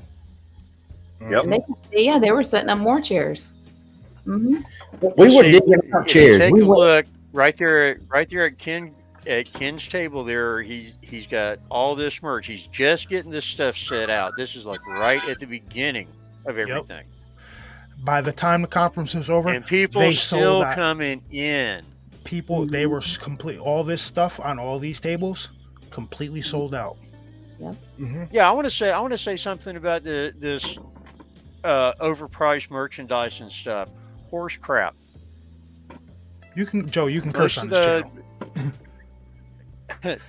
Thank you for permission, sir. No, but most of the merchandise was in line with actual retail prices. You know, they have to pay for shirts, they have to pay for the printing, they have to pay for shipping, they have to pay for the shipping for the company that they're buying the damn things from. You know, because that company's not paying the shipping. You know, the people buying the shirts are. You get all that in there, and you're getting a shirt for $20. Come on, and it's a quality. and shirt. it's signed. You can't get that crap at Walmart. Come on. And it's signed. Do y'all know how And it's many signed. that's like, dude, this is The autographed books. well, You usually pay $20 for an autograph for celebrities and stuff. The most expensive book I saw there was $20, and I was glad to pay for it because it was a wealth of information. Yeah, dude, I got a copy of Inhumanoids for $20. yeah, and it goes for more than that on damn eBay. Signed copy. A signed copy of Inhumanoids for $20. Mm-hmm. You guys cannot sit here and tell me that all these authors that everything was overpriced. Josh was overcharging shit. No, yeah, that's a bunch of bullshit. That's a bunch of bullshit. Because they weren't there. They weren't there. And if they were there, they were just there to cause trouble, and they did it quietly and very cowardly. I said it to try to take something that, like I said, True said it last night on B Moss's channel. Right now, Wolf is on the top of the cryptid community because of what he pulled off, and he deserves to be there because, like I said, he put together a stellar fucking conference. I'm talking about this is one that, like I said, she's wanting to go back. I guarantee you, this conference will be talked about in the future. Like, yo, if you weren't at that first conference, man, you really missed out. And y'all have to remember too, Josh has 2 or 3 other businesses that he runs. Mm-hmm. He runs other businesses with a ton of employees. He doesn't have time to even sneeze. And he did this. He told me he might have to step back from this for a while just so he can focus on those, that are pulling in, Well, he said he's not stepping. He said he's not. No, I talked to him Saturday night. And I told him, I said, dude, I said, and I talked to him the other day. I said, if you step back, you're letting them win. I said, you just remember something that I was taught a long time ago. Always forward, never back. It may be an inch at a time, but always forward. So it doesn't make a difference if you're having to put out pre-recorded stuff. If you need some help with something, there's plenty of us that will back you up and help you. Because if you stop putting stuff out, which is what they're wanting you to do, you're letting them win. He goes, fuck that, then let's go. We don't want to lose Josh. No, I didn't. No. No, just the wealth of knowledge that man has from the stories and the research he did, man. I think if he was to step away, that would be a huge dent in. Well, that's what they're wanting. That would be a loss. That would be a great loss. there's two groups these little jackasses are coming from. One is Voldemort. I hate that little bastard. Somebody kept saying, well, he's supposed to show up. I said, if he does, y'all can see some And hellation. you know what? Josh didn't say not a mean word about him during the conference. Josh didn't say a mean word about anybody during the conference. Nope. Nope. Not a bad word. Except when you yell at He made fun of himself a couple of times. Mhm. Like I said, Yeah. like I said, it was. I don't. It's going to be hard to top this conference. I'm going to tell you. But like I said, like I said, I've wanted to do something for a long time. Like I said, it inspired me. It lit a fire into my ass. And like I said, I started talking to Bell, Cat, Truth, Bass, Mr. Don Johnson. Like I said, I'm thinking of where I want to put one on that is like I said, it is Falk, Arkansas. I think it's about the center of the state. A lot more people will be able to come, and then I want to figure out a way to stream it. Because every year they play the Legend of Boggy Creek, right? So we could do either we do a campground thing with ourselves, or we do the conference and center the conference around whatever time they show that movie. So it could be the day before they do the movie or the day after they do the movie. You know what I mean? But I'm digging the whole campground thing. I think the I tell you campground what, thing would be pretty cool. Oh yeah, I like that. Right Because me and Kat are thinking about trying to get us a damn one of those smaller campers, just to have to go around and do stuff like this. Because for what you'll save on motel rooms, will just about pay for the camper that year. Yep. That's right. You're a whole lot more comfortable than you are in a hotel room. That and you ain't got to keep moving stuff in. Y'all realize how much shit I had? Mr. Don had more shit than I did. He bought a whole fucking damn studio. Yeah. Don's got a nice setup though. Oh man, I said I was like, dude, I need to get me one of those, and I like that. And he had fucking lights. He had, man, yeah. I got jealous over a lot of stuff he had. I was like, where the hell did you get that? He's telling me. Something else I want to tell y'all that I've been thinking about. I don't know if people would like this or not, but I figured out a way to. I have to do it on the paid tier, the upper tier. But I figured out a way. I'm thinking about doing at least once every other week a movie night on the Vault of Nightmares, because I can stream a movie through the paid tiers in a live stream. And like I thought about doing like we just hit Falk, Arkansas. Legend of Boggy Creek. Started out with the Legend of Boggy Creek. And then do several others that are docs. Yep, right there, the Legend of Boggy Creek. Yep, Because see, that's the format I'm trying to shoot my documentary in. And I'm gonna tell you something. That's hard as shit. When you can also play Dog Soldiers. That's another one I see. Y'all make a list and we can do that right there. There you go. Like I said, the paid tier, the top paid tier, like I said, I can do a live stream in there and see YouTube. It doesn't make the difference what I do in there. It's not broadcast out to everyone, so YouTube don't give a shit. Plus, they leave me the fuck alone anyway. Big old Dog Soldiers action figure.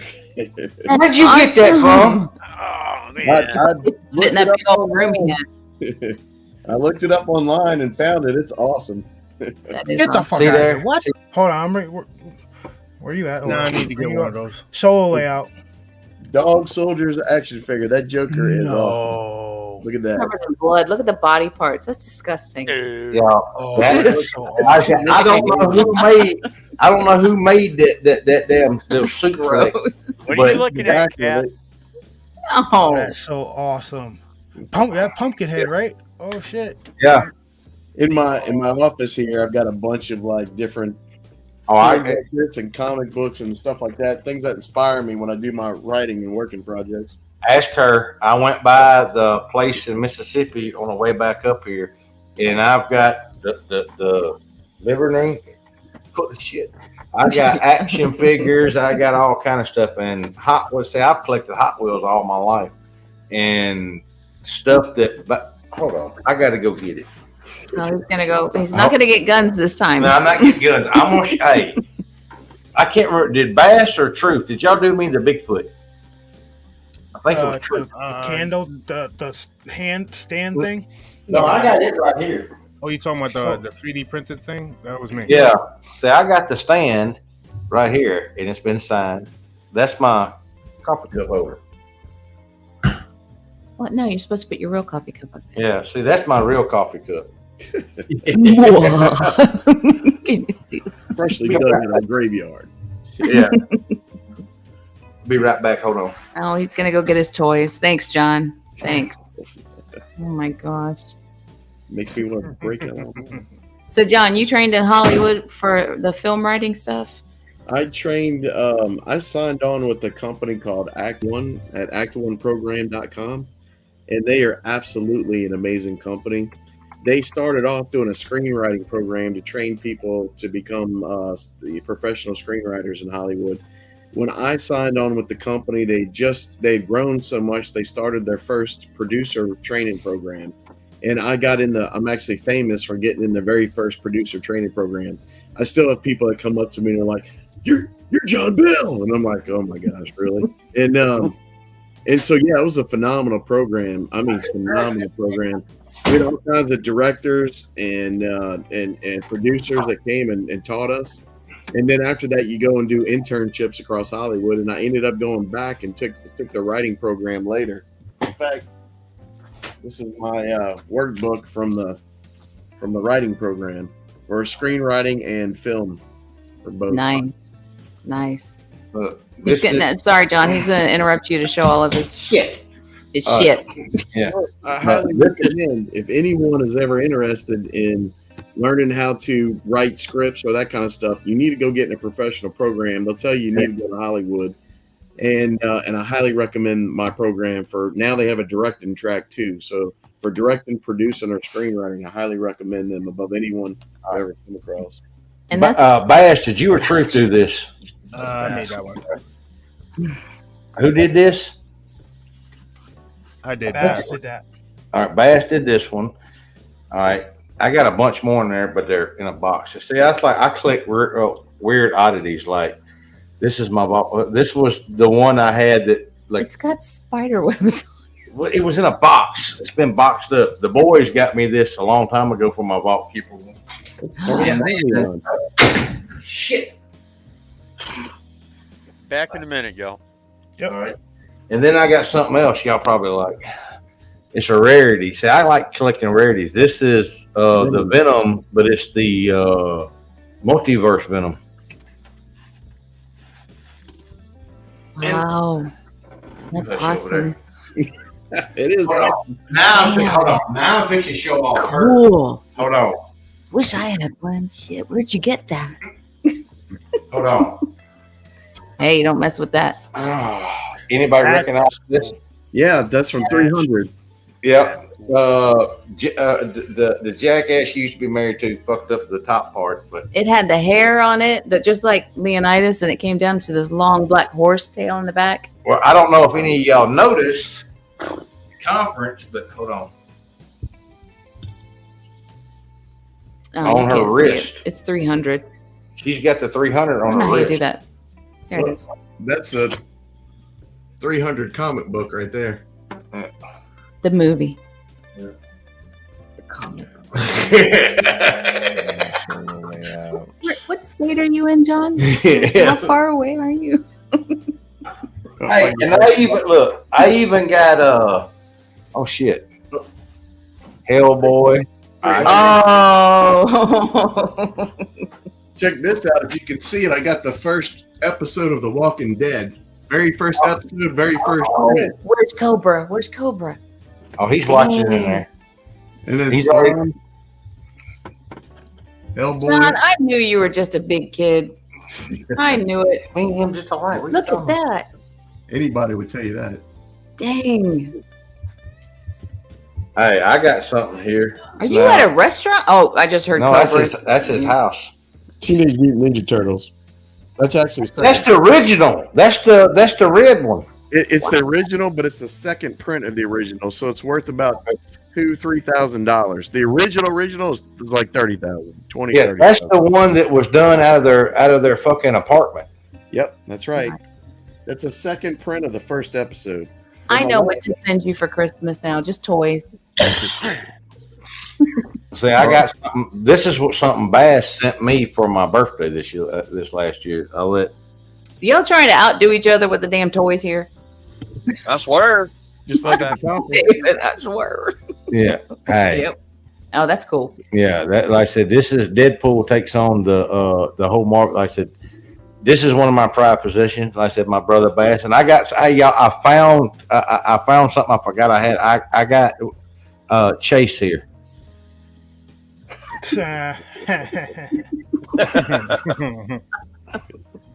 We got to get Jason every time, don't we? John, you got a great collection. Yeah. Well, he's showing a little bit more. One second. That's too For cool. some reason, I can imagine Balt and John laying in the floor with a Sears and Roebuck catalog, sitting there going through the toy section, circling everything they want for Christmas. Yes, look, you got R2D2. And then that's all. You got a collection bigger than mine, y'all. She thought I had a bunch of. She's like, "Why is a grown?" She goes, "What are you doing with all these damn toys?" I see that Carl Urban Dread right there. Yep, the Dread is awesome, and then you've got the Batman. That's the desert version. Yeah, that nightmare scene Batman. Yep. Who's the dude with the wings? That's Spawn, Angel Spawn, Archangel Spawn. Wow. And then he's got Logan back there. Yeah, I love Old Man Logan's one of my favorite characters. And then Rick from The Walking Dead. Yep. Rick from Walking Dead. Teenage Mutant Ninja Turtles. That actually that's from the scene where Raphael met Casey Jones for the first time. That's exactly right. Yep, that's exactly right. And R2D2, I love R2D2. And the bottom is all books on. The bottom's all books on story writing and crafting story and all that kind of stuff. Very cool. Wow. More junk on top. The Walking Dead. You're gonna have Cobra coming to your house real soon. Yeah. He's already in there. Where the hell is he at? Oh, he's screaming in chat at you, John. Look at Cobra. He's screaming. Wait, what about The Walking Dead? Hold up and explain. One of my friends is in The Walking Dead. Really? Yeah, she's a small part. It's in Fear of the Walking Dead. She was in the end of the last season. Small part, but now I helped her a little bit with a television show she's pitching to the networks right now, and I helped her with the title called Tomorrow Children, and it's about what happens if Nephilim children start being born among us. Oh, that's cool. And so she's pitching that to the networks right now. Be interesting. That's really cool. What else you got, Walt? I can't get to the rest of my stuff. Can you at least take the cobwebs off before you show? Well, just to let y'all know, it's a pretty night here in Georgia, so I had to move outside. Okay. Oh, that's Very Well, nice. it's been raining here. I tell y'all, it rains more here than it does in fucking Seattle. I'll tell you, keep your you're in a. You better watch out for them Bigfoot down there. So last time I had somebody on camera out in the dark, they had something creeping up behind them. Mr. Darkwoods. Really? Yeah, the last interview we did with him, there was eye shine behind him, but I really didn't say anything. But I think it was Shell. She is eagle eyed. She caught something something behind him, I believe it was. So, Shell watch your catches back out there. everything. Dude, she is like the most eagle eyed person ever. Like, it's Oh ridiculous. yeah, she's the one that caught the figure standing in Rob's photo. Yep. Who is that? Who is that? Shell from chat. Oh yeah, the only one that catches more stuff than her is Miss Carol. And speaking of Rob, he just sent me a picture the other day. You can see his dog is staring at something in the doorway, and you can see the silhouette of a figure on his TV screen. Yeah. So he bought more cameras for his house, because after the door slid open on his wife, yeah, he was like, I'm not playing that shit. And there's gonna be some. Rob's got some crazy stuff going on. Sorry, it was place. Julie. It was Julie that caught the eye shine behind Dark Okay. West. And there's gonna be some new cameras going up pretty soon. As soon as I get done, as soon as we get Miss Lakea situated, I got something else I want to show. I'll be right back. Just gonna pull out a ticking time bomb. Who knows? I pulled out. We're unpacking his stuff from the house in Mississippi, and I pulled out a 50 caliber round. I'm like, what the heck is this? He always said he used to just have. He said he used to have buckets of fucking ammo laying around his house. I'm gonna pull out the shit. Yeah. Look, there's the 50, right? It's already been spent. God, I don't know who he shot with it, but and that is a 308. 308. You see that? See, and this part goes into this, and it has a lot of grains in it. I don't know what the hell, but look at that. I can make a neck. I can't make a necklace out of that. I might be able to. Done with making sure Miss Lakea is going to be all right. I'm adding some stuff and some cameras and stuff to the camera system. I'm trying to get it back up and going like it needs to be. This is what we're going to be putting up. I got a couple of these. I thought that was a new shower head. No, that is a 360 degree 180 pan tilt.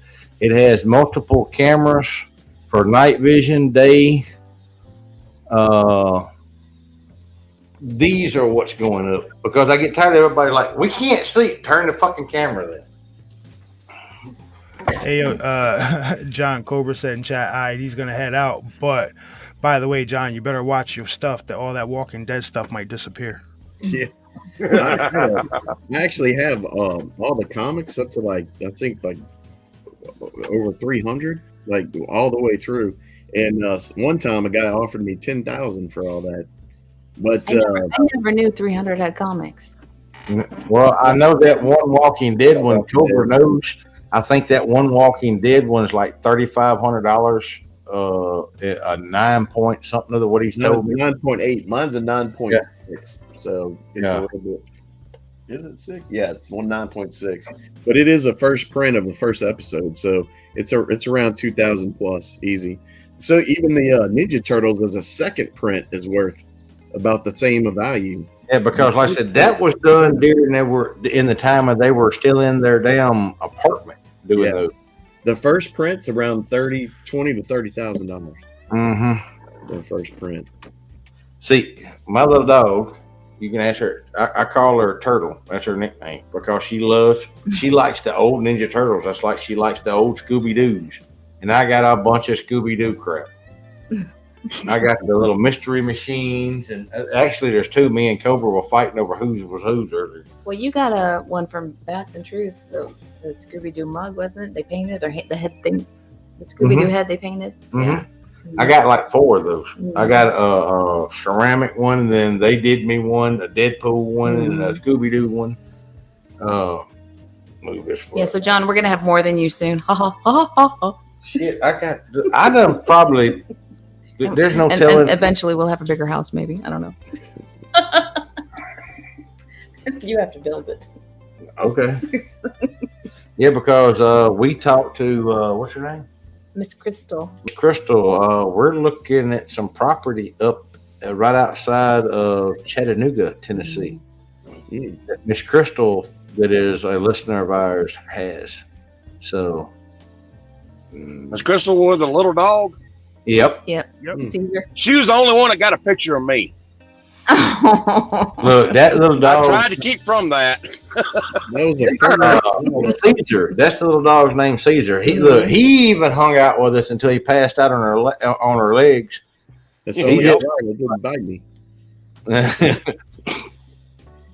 But super protective dog. Yeah, that little dog loves his mama, no doubt. Yep. Then there was a lady with her daughter, and I forgot her name. Forgive me, please. And they had a dog, and then they had a little tiny kitten too. So it was on a leash. Yeah. So it's not. Oh yeah. Everyone showed up, and what was her name? Wilcutt. I cannot remember. Oh God, I can't remember either. And see, that's something I like to see. Like I said, her daughter was like 15, and she was all in asking questions. Mm-hmm. See, I like that, and they live out in the country, and she's always talking about when she goes down to the creek she can hear them whoop whoop and stuff like it. Like I said, I love to see younger people getting into this, and I like to see them doing that than being on video games and crap like that. But she made a comment. I asked her. I said, she even signed Miss Laca's stuff. I said, have you decided what you want to do when you go into college? She said, well, I've got three choices, and that's when I stopped her. I said, no, the only person that's giving you choices is you. There is no limit to what you can do. And she's like, I like that. And she's like, well, I want to be a vet. Okay, then be a vet. The only stopping it is you. And like I said, she hung out to the point where I think she got tired. But like I said, I love seeing younger people get into this. The man that had the encounter out there or seen whatever he's saying, his son's the first one that saw it that brought it to his dad's attention. Yeah, Mr. Ron Murphy. Yeah. Like I said, I love seeing younger people get into this. Because think about it, I can't do this forever. Bell's not going to be able to do this forever. And Truth, and it gets to a point where. Oh, don't you put that evil on me, Ricky Bobby. I'm gonna be doing this shit for a long time, homie. Hey, look, you're still a youngster, though. You're the young one, yeah. See, nobody knows how old I am, and I like to keep it that way. Yeah. I got multiple death certificates and multiple birth certificates. Okay. Oh, Lordy. And I think Truth, you were talking about maybe moving to Tennessee as well. Oh yeah. Mm-hmm. He did. How did that conversation go? By the way. Yeah, she wants to go by the coast, but no. You not tell her Tennessee don't have a coast. So I was check going this to out. say, Right? wait, Tennessee doesn't have a coast. We're just in one. You can get by the river. We're just in one of the You gotta gas get in the stations. mountains, Joe. You We're gotta in one get of in the the gas mountains. stations. We're in one of the gas stations in Ain't my nothing town prettier. earlier, and I'm just standing there, and there's just some dumb shit going on in this gas station. And I lean over to her and I tell her, I'm like, I didn't see any of this bullshit down in Tennessee, and she just starts laughing. Look, It's true. that's the other thing. Yeah, they can tell you Bass and Truth, because I said they're from New York. Inhumans. That was some of the nicest people around that town. Oh, yeah. Me, but Kat went to dinner Saturday night with me and John, and getting two of us like that, she goes, "Oh shit, what the hell?" Gosh. Look, John, wait a second. hold on a second. John orders a steak, and he's like, what did he say? I want my steak, and I want it medium rare, the way a steak is supposed to be. And oh my God, it was like a drill sergeant ordering freaking dinner. I was like, oh my God, you had to order. And I was like, oh, please God, I was praying, please God, let their food be okay. Let it be okay. Don't let there any problems. Thank God it was answered. Yeah, and there was a couple that was in front of us that were just being total butts to the little waitress, and we didn't have a problem. Did you have a problem with your food, John? That was good. I'm talking about it was. I had no problem at all. Nope. So like I said, I went over and introduced myself to the manager and told her thank you. Hold on. You got to open it up. You didn't even read what it says I on the don't inside. care. I'm just showing the books that we got. And What does it say? Vault, you're the best ever. I wish you would have a conference next year. What? Oh, that's cool. What the fuck are you reading? Just look. and shout out to Chris Henry. It was a great time meeting you, man. Got that. Just going outside talking fishing, dude. I seen you walk down by that wood line. I was like, does he know what he's doing? I bought this book just because the picture on the front. I mean, oh, that's not cool. That's cool. Then we got. Oh, is Did I shut up? Chris Henry in chat? Yep. What's the screen name under? What's that? Cryptid Talk and the Supernatural with Chris Henry. Chris Henry. Go up a little bit in the chat. I got him. What's going on? I missed it. Everybody, go check out.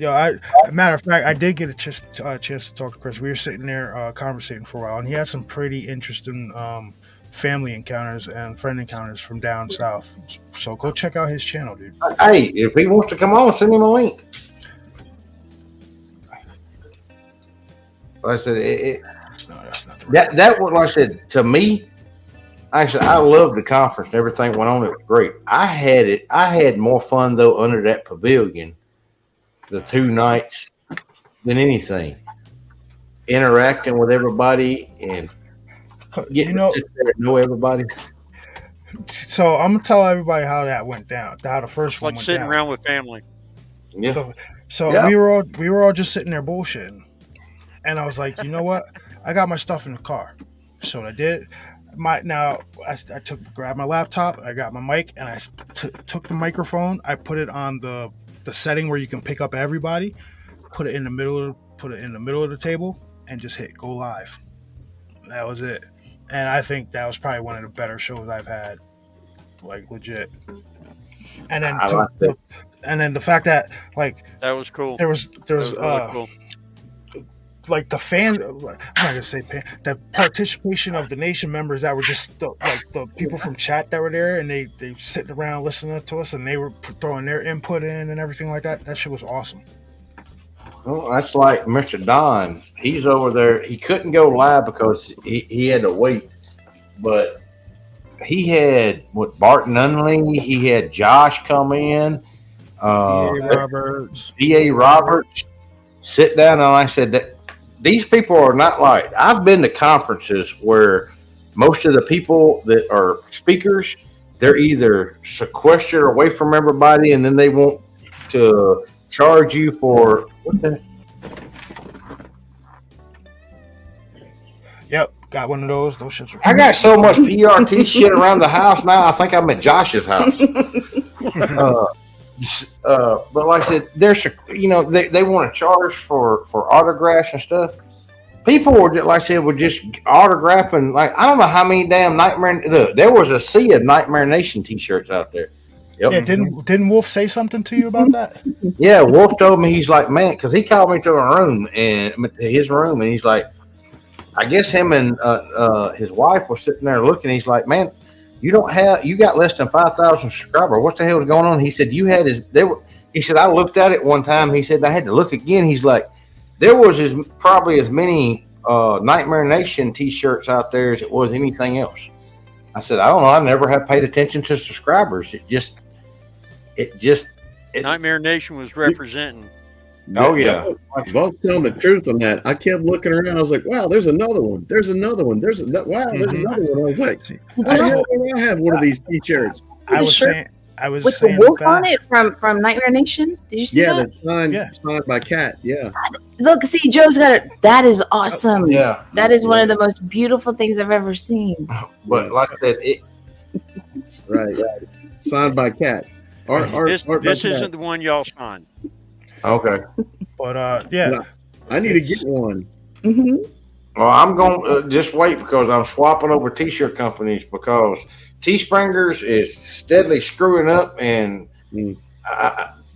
as many shirts as I sold on there, like I said, I priced them where literally I was making $1 a shirt. That way everybody could get a shirt, because that's what I'm saying.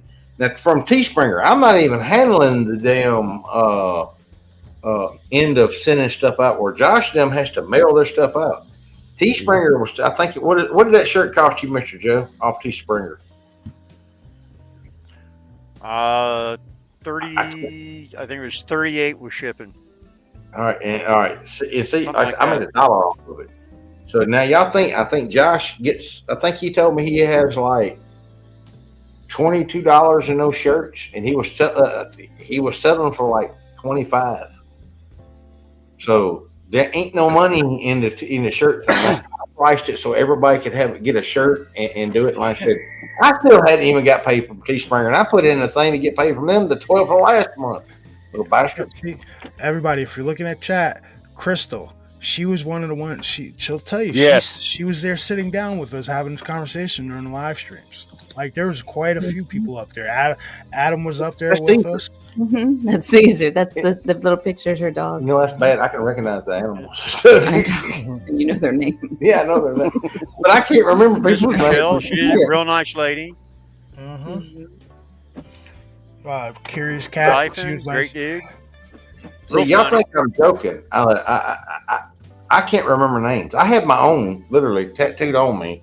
That way I can remember who the fuck I am. I got my name tattooed on me also. Yeah. You're not alone. My dog tags that I wear has if found returned cat. You. He even has her phone number in case I get lost. Hope I don't change it. Hope you don't either.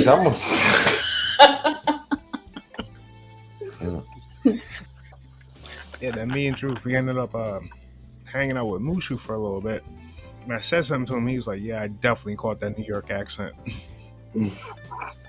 Mushu's a cool. I told Josh. See, Yeah. that's Josh's nephew, and Josh is basically raised that boy.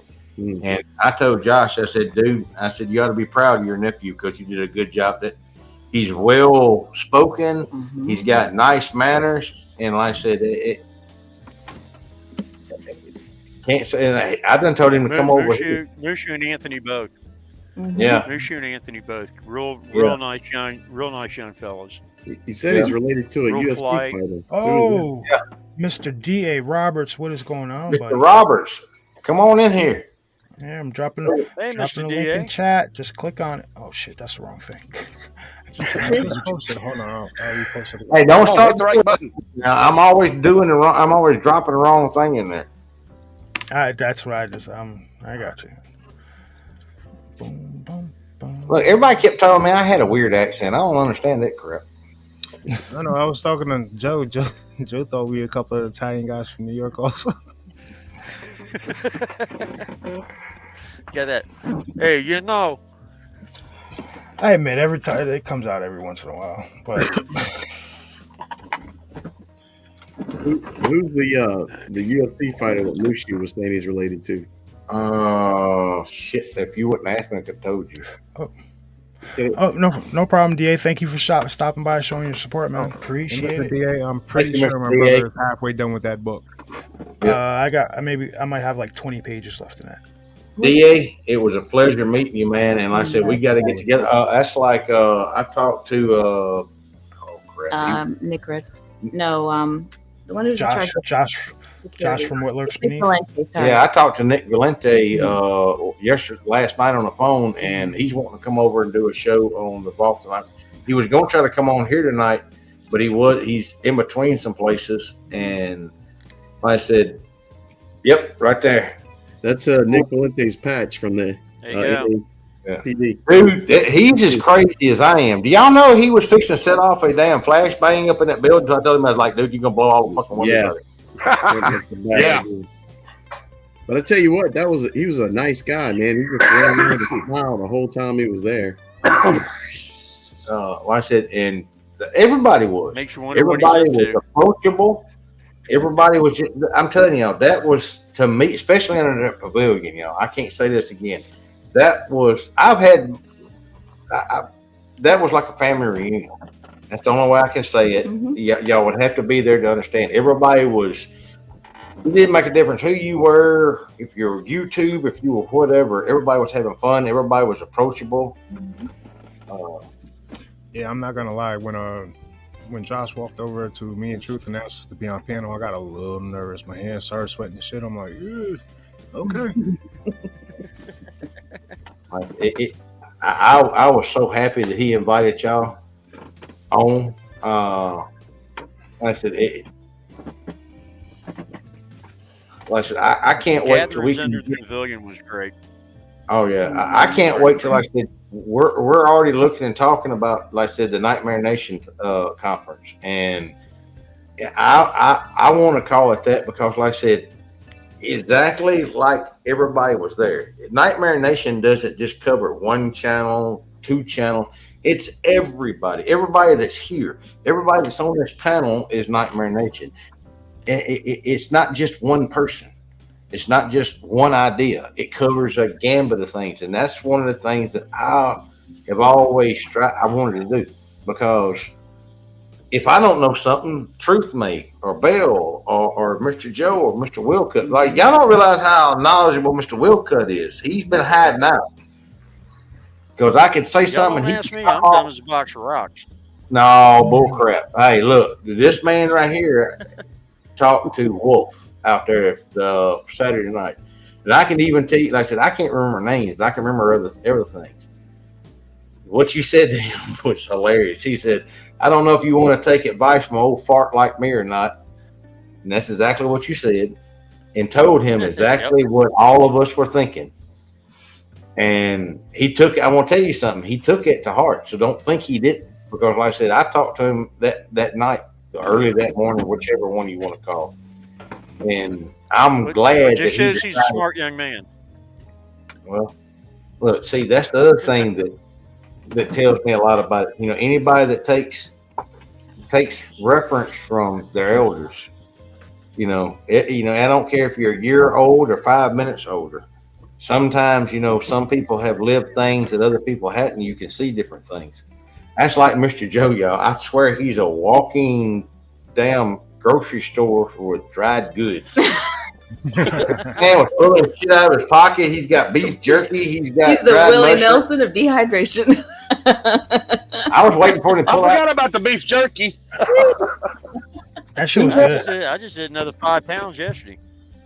Look, it was hilarious. He's sitting over there. I have to tell you something, Truth. Yeah, dude, that shit was awesome. Hey, my favorite is turkey jerky. Man, I thought you said elk jerky.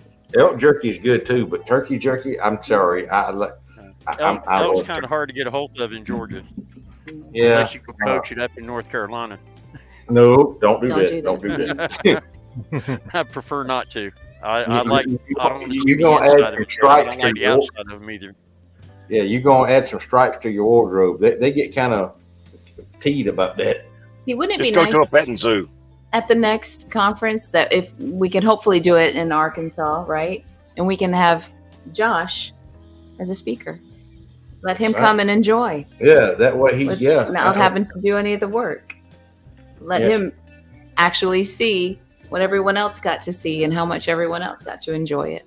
Like I said, I was so appreciative just of being part of that. That's the reason why I put that little plaque together that got you to do, because that was Truth's idea to do that. Yeah, I know. That was awesome. Yeah, it was. And like I said, I was like, at first I was going to keep them like Truth did. And I was like, you know what? Yeah, Truth should have given them away. No, I wish I would have been smart enough to do 2 sets. I wish I would have been smart enough, because he did so much, and like I said, brought so much together. And like I said, I wanted to show, like I said, I was appreciative that he asked me to be part of it. Like I said, because this is going to be remembered. Everybody that was there is going to remember this. And to the ones, like I said, are trying to dethrone, or whatever you want to call it, good luck. Like I said, if you put as much time into actually putting some content together for yourself that you're trying to do, trying to put out the bull crap that you're putting out, you might actually accomplish something. It ain't gonna work though. This family's already too tight, and everyone's relationships are too solid. And I ain't letting none of y'all go for nothing. So it doesn't matter what anybody says. Look, that's just like Miss Cat called that man right there, my brother, Mr. John Bell, yesterday when we were up there with Lakeia. And thank you for that again, brother. Because Don said, look, he said, look, I had 3 different shirts printed. The average cost was $30 per shirt delivered. You know what I mean? So Josh he's taking a hit on that stuff, and he gave a lot of that away at the end. Like everything. I say, at one point, he's like, "Who's not from Texas? Come on up. I give you something from Texas." He was handing stuff out left and right. Oh yeah, the horned lizard. It looked like a bearded dragon or whatever the hell it was. Oh, the Texas emblem, the little boots. Yeah, the horny toad. Oh, Smarty Pants over here said she took a little Texas boot. She goes, "I'll just use this to kick ball with her." But But the relationships that we formed and how fast that they formed, it was like we all knew each other before we got there. And meeting John and everyone else, but I'm going to just single out John for a moment, because with his background in not only the military but also in religion and his standing with God, I needed to talk to him yesterday. Y'all just don't know how hard it was seeing Lakeia like that. I needed him on the phone, and I texted Vol because I went down to the truck for a moment while he was in with Lakeia in the room, and I texted Vol. I said, "Can I have John's number?" He sent it to me without questioning, why. I called John immediately, and John picked up. He didn't know who I was. He didn't know on the phone, and my phone showed up as my number. He knew immediately as soon as I started talking to him. I said, "John, I need your help. I need to talk to him for a few minutes." And I said, "I need you to pray for Vault for me." Thank you, brother. Anytime. That's what I do. Thank you, Truth. Thank you, Bass, because on a personal note, they know what they've seen this before. On a personal note, that's all I'm going to say. And they said, I know a lot of people are like, and this is another thing. I'm going to warn you, Hot Pockets. Take me at my word. The next time you say something bad about this woman, I'm going to cut your fucking head off and put it on a fucking pipe. Do you understand me? You can, like I said, you can go around and tell everybody that I don't give a shit. I mean every word I'm fucking saying. This is one of the most selfishest persons I've ever met, and I'm so glad she came into my life. Because she didn't have to spend the time to sit there and talk to Lakeia during the conference that she did, going up there visiting her. She didn't have to do none of that. She's part of the family. She's asking questions to make sure everything's being done that can be done. Because like I said, I don't know this stuff. So like I said, y'all keep writing your little messages. I'm not writing shit. I'm not going on YouTube. This will be the last fucking warning. And it's a warning. Play with me if you fucking want to. I'll show you why people used to fear me. But after meeting John in person, he was the one that I needed to talk to. And he was, I asked for everyone's prayers for Lakeia, but Vault needs them too. Like I said, I know it may be odd to most people when people get divorced, they bicker, fight, and everything. That's the reason why me and Lakeia decided it was time to end our marriage so we could still be good friends. And we are. Mm-hmm. She's family. She's part of my family. Like I said, that's thank y'all all for all the prayers. I want to tell y'all that again. And like I said, I understand, like I said, times are tough for everybody. If you want to help, I thank you. If you can't, don't feel bad. Like I said, I understand. Like I said, it is what it is. Like I said, I don't give up, and I will keep going. But like I said, right now, that lady's in a bad situation. Because, like I said, they give her less than a 50% chance of surviving right now. She'll probably kick my ass if she does survive for being so personal. But everybody here that's listening to this, everybody that knows her, thinks of her like a friend. And like I said, I don't know. Like I said, I don't mean to bring the chat down or bring nothing down, but with none of this. But like I said, I told Truth whenever he asked me. I said, "Look, if you don't want me to say nothing, I'll." It's perfectly fine, man. Don't worry about it. No, I don't do Cash App anymore because Cash App but Cash App, y'all be careful with it. It's got a bad problem. People are getting their shit stolen and hacked. I use PayPal only now because it's so safe. You can ask John Bell, everybody. Cash App is kind of watch it. Hold on a second. I'll drop my PayPal back in.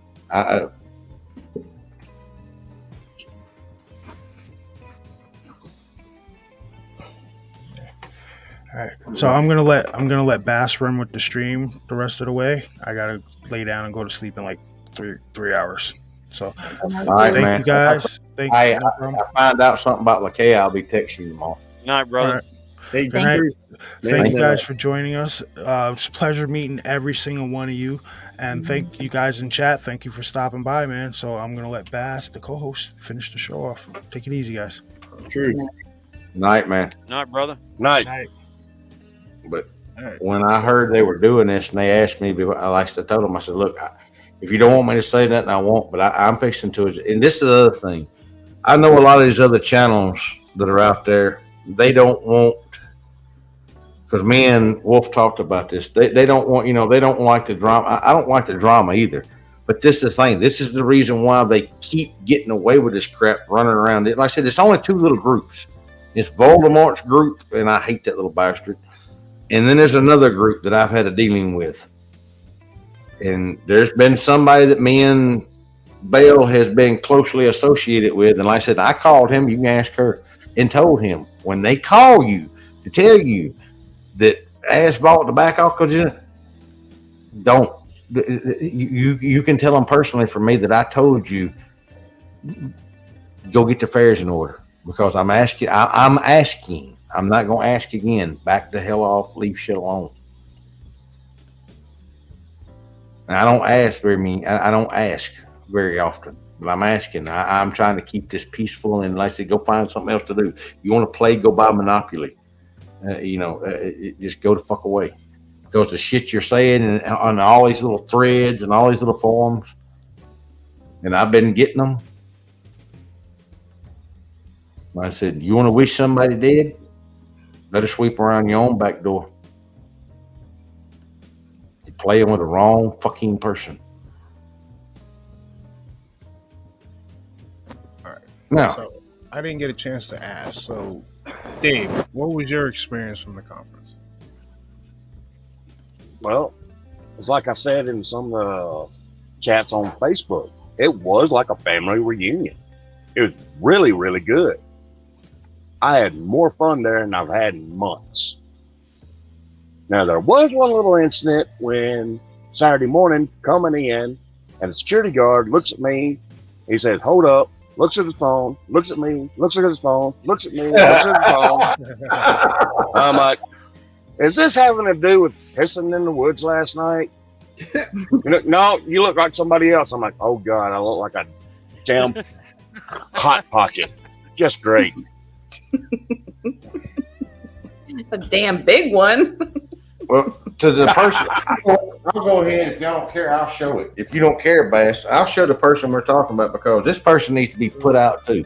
I'm putting out motherfuckers everywhere. Do you care, Bass?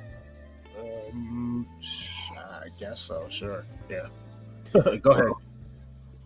Hold on. I gotta pull it up. Are we doing Chill and Bell again? No. That's whenever friends come over to my house, I'm always pulling out like new toys to show them. They call it I'm Chill glad and he Bell. didn't send you the photo of the one individual from a few months ago. No, this was from That just would have burned your iris. Oh God. hold on. It's not showing up. Back it up a little. It's too Sorry, bright. freaking Wolf outed him on the PR. Yeah, it won't out it, but like I said, I personally talked to this dude on the phone and let him know that if you've been trespassed. If you show up, you're going to fucking jail. And then I told him, I said, if you move funny, I don't care if I'm up on the panel or whatever. If you walk in and move funny, I will shoot you in the fucking forehead. That's just all it is. Because this guy has showed up at people's houses. He showed up at Linda Godfrey's house. That's a good way to die. Yeah. So this and Wolf will tell you this guy's a gun nut. He threatened to shoot Wolf, everything else. So like I said, I took him as a viable threat. He didn't live very far from the conference. So I told him, Wolf got on there, Redford was on there. There was a bunch of people on his call.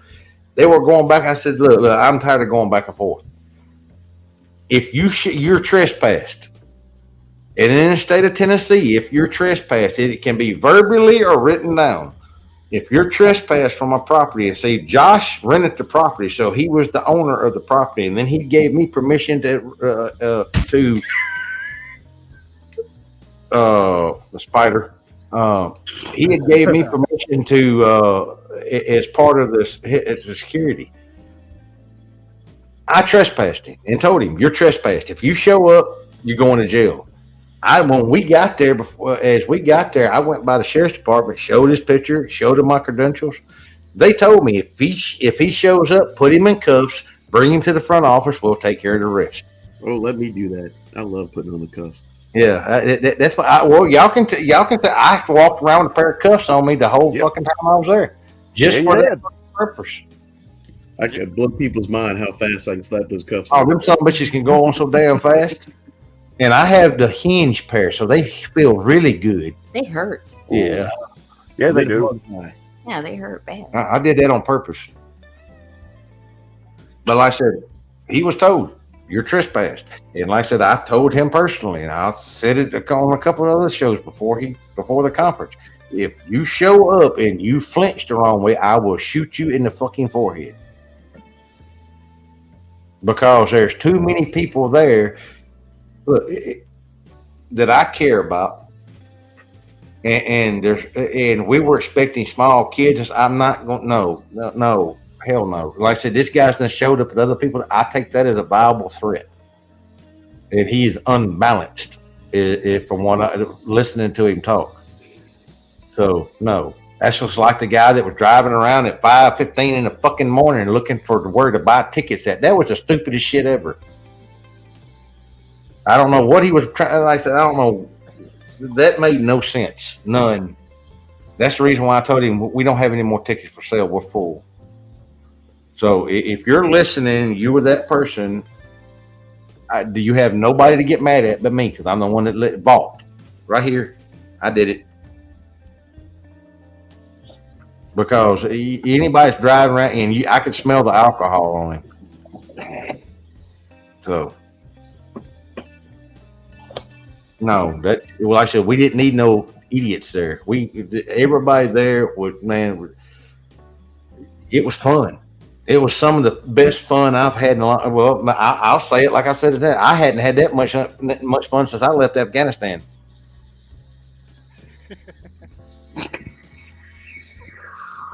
I got to blow a lot of shit up. Say that again. I'm going to have to jump off here in a short myself, but I would just like to say that there isn't anybody that I met there at the conference that I would not have to my table. Mm-hmm. As each and every one is like family, and family's always welcome at my table. Yep. Thank you, Joe. Right here. I wish we could have got more of the Nightmare Nation there. The ones that are always in chat, like Jill, Destiny. If I known Destiny and them wasn't able to make it, I'm not far from where Destiny is right now. I could have brought her and her fiance with me. And but we probably come right through there because, like I said, we drove from Chattanooga straight across over there to Paris, and we come up through Knoxville, all that kind of stuff. I took her through the I took her through the woods, y'all, up on some of those switchbacks. Oh my! We come across County Road 191. Mm-hmm. Yep.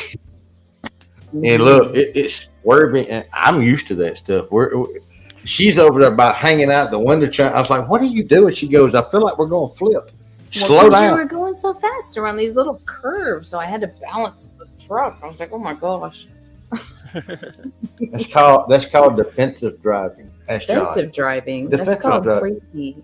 No. John, she tells me I cop drive. Oh, he cop drives. I want to lift the line from Miss Lakea. Y'all have a great night. Have a great weekend coming up. And just as I'm going out, just gotta say, love, peace, and chicken grease. Thank Nice, you, Joe. man. Love all you guys. Love all you guys. Have a good night, Good Joe. night, Joe. Hey, Joe. Carol. Charlie Budden. Yeah, Charles Charlie Budden, thank you. Mm-hmm. Anything is much appreciated. Mm-hmm. And I'll make sure, like I said, I've got a list over here. If somebody sends, I'm putting their name down. That way I can show Lakea. And thank you. Like I said, anything is appreciated. Anything will help. When she gets out, I'm not saying if she, I'm going to say when she gets out of this, I've already got it set up where she's going to go into a recovery center to learn how to use a prosthetic. We've already got all that. Like I said, I'm not thinking if she's not. I'm thinking when she does. Mm-hmm. Mm-hmm. So, Yeah. thank y'all all for everything. And like I said, she everything. Everything's gonna be okay. And like I said, John, man, buddy, I can't thank you again for that. Bass, you too, because like I said, you know personally how this can go. Thank you for all the encouragement, Mr. Willcutt. I hadn't got. Send me your damn number because I can't find it in my freaking phone no more. My phone updated and it fucked up. I have that problem too. Yeah. Damn updates. That's like before I got on here. I'm trying to get my camera to work and it kept cutting off. She's out here because right outside here is our patio. She's laughing her ass off at me because I'm cussing this camera over here like crazy. And I didn't realize I had an update. For some reason, the camera would cut on. I'd get everything going and cut off. I'm like, what the fuck? Nobody's touching nothing. That's the thing too about the conference. Everyone got to not only meet everyone who with like minds, we also made a lot of really great connections in a lot of different areas, a lot of different fields. And putting that all together after his phone goes off, I think with with all of these great people, we're gonna have John, you didn't have to do that, man. a great conference next year. I don't know what you're talking about. What are you texting him? Yep. Mhm. Thank you, John. And God bless you. And God bless everyone. Thank you all. Family takes care of family. Exactly. Thank you. And I said that. I never thought this was possible for a group of people. I'm sorry, for a group of people to come together like y'all had. Like I said, yeah, I started Nightmare Nation, but it quickly outgrew anything about me. Like I said, everybody wanted to tell me thank you for bringing John on the show that night. Everybody wanted to tell me thank you for bringing John to the conference. This is the thing. John came to the show because John was ready to talk. John came to the conference to meet all of us, to talk about what's going on and to be part of it. Y'all don't have to thank me. Y'all thank him because he did that. I didn't do shit. Just the same way with Nightmare Nation. I started it and it quickly developed into something that I never would believe it was possible. And thank you for that. And thanks for inviting me. I appreciate it and being so welcoming and inviting with meeting everybody and your crew there. I've been really impressed with. And the thing is, I mean, when me and DW started with Dogman Cams, that was the idea of what we were trying to start. But it just shows when you have good intentions, it builds itself. You know, right people come together. Amen.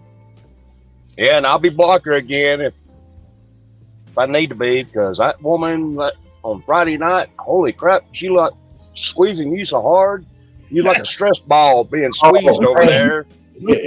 And Kat grabbed her and said, "Come over here, sit right here," making me be blocker. She's gonna squeeze you to death. Yeah, I don't even know what you're talking about. That was hilarious. That woman didn't even realize she was standing by John. She was talking about this and that, and she had just mentioned John, and John's sitting over smiling. He goes, "Yep, he sure did." And she goes, she looks back, she turns around. I thought she almost football tackled him out of the chair. Yeah. Yeah. And in the middle of the hug, she goes, "Oh my God, can I hug you?" Yeah. That was priceless. I was like, "Oh my God, good job, Bill." And she's like, "Where have you been with your show? Where's your show?" Yeah, after she hugged him and ever told him how much she loved, then she got onto it. She chewed him out for disappearing. We're worried about you. We didn't know where you were. A lot of people were. And a lot of people are glad to see you again. I'm trying to talk him into starting up a show, y'all. He'll be coming back. Yeah. I've had many fans. Came up with the name should be called the Bell Report. What's that? The Bell Report? Yeah. The Bell Report. Truth was like, yo, if John do a show, it should be called the Bell Report. The Bell Report or the John Bell Show, like the Art Bell Show. Yep. Actually, I own the domain for the John Bell Show. I like the John I like it. Also for the Hammer of Truth. I've got that. I've got a website built for that one. I like that one. Well, like I said, I say you incorporate all of it together, because using that name, you can do and see, this is the other thing. There's a lot of these Dogman channels out there. This man right here built a Dogman channel. You can ask him. There's not that many damn Dogman stories out there. So all these damn channels that are putting out day to day, week to week, right? I don't see how the hell they're doing it. It's very hard to find stories. There's just not that many true encounters. And then when there are, there's so many different shows that eat them all up now. So it's very. Yep. That's I why like the way that you bring stuff, though. I'm talking about with the Antichrist. Like I say, it may rub some people the wrong way, but sometimes the truth hurts. Sometimes when the stuff is presented to you, you don't like what you see. But you have to take everything, you know. You get good with bad, bad with good, and sometimes people just don't like the information. But this is the thing. I can say this, and I'll stand behind it. Anything he tells you, if you spend a little bit of time, you can go find out the same thing he's telling you. The same thing I tell people. Don't just listen to me. Go do your own research. You know, that way you can prove it. You can see it's not prove it. Prove it to themselves. They can validate it for themselves. Oh, there's another thing. Somebody, about 4 different people was asking me out there, why was I walking around with a long sleeve shirt on at the conference? I do that all the time. Most of the time I do that because I'm used to hiding tattoos and stuff like that. But I walk around with a long sleeve shirt on all the time. I was cool. I don't know what everybody else was fussing about. The weather was nice. I dressed him. I thought he looked good. Oh, yeah. It was absolutely beautiful down there. And he was beautiful. Mm-hmm. Then, what was it? A cat? Did you see that pop of blue light that night? Above the wood line? Yeah. That blue light that fell from the sky? Yeah. Yeah, I saw a big blue light that fell from the sky the first night we were there. I thought he saw it, and I was like, "How did you see that?" And it was this. I thought it was a meteor. Blue. It was really white blue, almost a touch of like the Mountain Dew green in it. Don't know what that was. And then the next night, saw something shoot across the sky in the same spot, kinda. I don't know if there was. I don't know what it was. Don't know what it was. But shortly after that blue thing came down from the sky, that was when was it D.A. Roberts' son saw something come out of the wood line. Don't know what it was. But a lot of strange things happen when everyone gets together and their intentions are focused, you know, in certain areas. Again, intention kind of draws things in. Good, bad intentions. where Mr. Ron Murphy and his son seen that thing, that was probably what, no more than 200 yards away from the actual building. Mm-hmm. Probably like maybe 100 yards away from your back door in your hotel room. Mm-hmm. Mm-hmm. Things follow. Michael, thank you for that. Thank you all for donations for Lakeia. Thank you.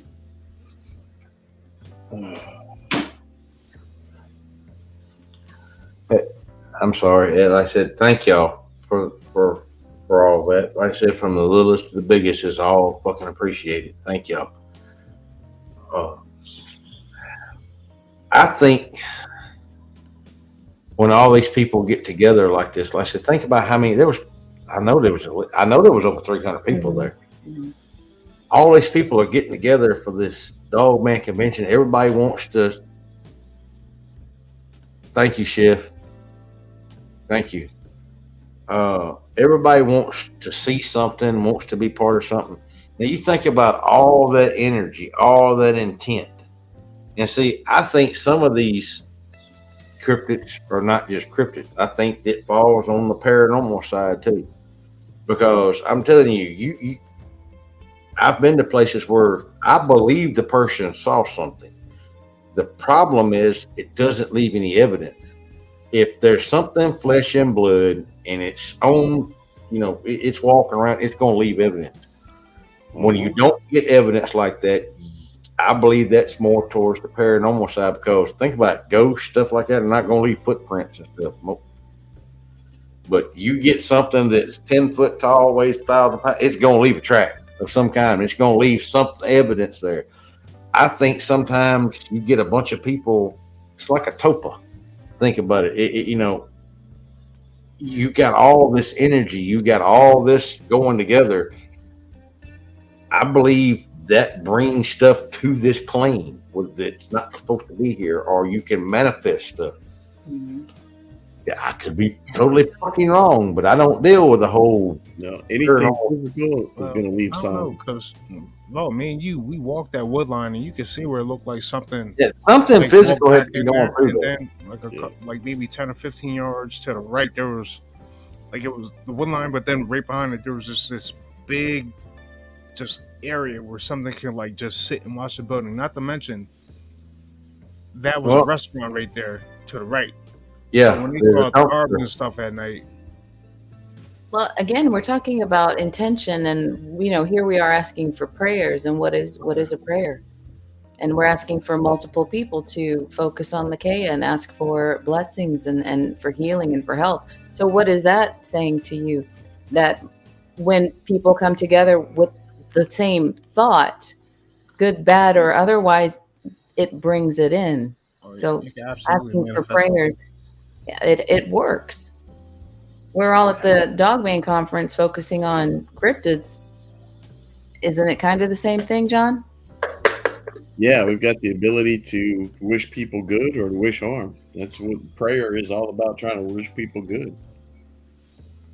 But we've got the ability to do both. Right. Remember Art Bell used to do his shows about trying to get his whole audience to concentrate on one intention. And they had some amazing things happen when they did that. Oh, I remember. That was on the weather, and they turned a hurricane, a storm away because he had, I believe, over 1 million people focus their attention on that. Do you know remember that he never did that again because it scared him? I'm looking at you on the screen over here because it scared him. The power that he felt like he wielded from that. Yep. I was on that show that night. Huh? Arlene. Miss Arlene, thank you for that. You were there for that? Yep. Well, I was there for a lot of Art Bell shows, some of the best, like Madman Markham, Mel's Hole. Mel's Hole was yep. When the guy flew the plane over Area 51 and was shot down, and when the guy called claiming he was a scientist from Area 51, and Art said that his connection to the satellite was cut off. Mm-hmm. Remember that? Well, Dave, that's the one I was telling you about, where the guy flew over Area 51. And if you turn up the volume, you could actually hear him get shot at. Yep. Like big. And Art was like, "This is not a good idea, dude. Don't do it." And And then I was also there for the night where he did a show where a guy claimed he found alien signals, like a radio transmission on Earth that was like alien. And I was Yes. like, oh man, this guy's going to die. Sure enough, gone. It's incredible the amount of information that was being put out. The one that I enjoyed the most was Red Elk when they had him on. Red Elk. And Yes, Red Elk. I forgot about him. Yeah. I did. Remy, thank you. yeah, Red Elk was great, and Chief Joseph was another one that was on Mhm. that I really liked. To tell you the truth, I actually liked it when John Leary used to come on there also. Oh, John Leary did a great job. Yep. But the ones that got me thinking the most were Father Malachi Martin. Oh yeah. Yeah. I heard one or two with Malachi Martin, but yeah, he was pretty good. He was talking about how the Vatican knew all kinds of stuff with their observatory. And why was the Vatican's observatory named Lucifer? You know. Mm-hmm. Why would that happen, right, Stacy? Miss Stacy, thank you. I can't see this because my glasses have done fogged up. Sorry, I'm having to get her to look at this because I can't see with the light and everything. Thank you. Father Malachi Martin would talk about exorcism and the trauma that the exorcists from the Vatican would go through, and the training they had to go through. I've And he studied talked- a lot of that. I've worked with some exorcists. That's some heavy information. Nobody here knows this. Well, two things. Y'all know this part. I've worked at Area 51. So people getting shot at, I'm telling you, actually happens and worse.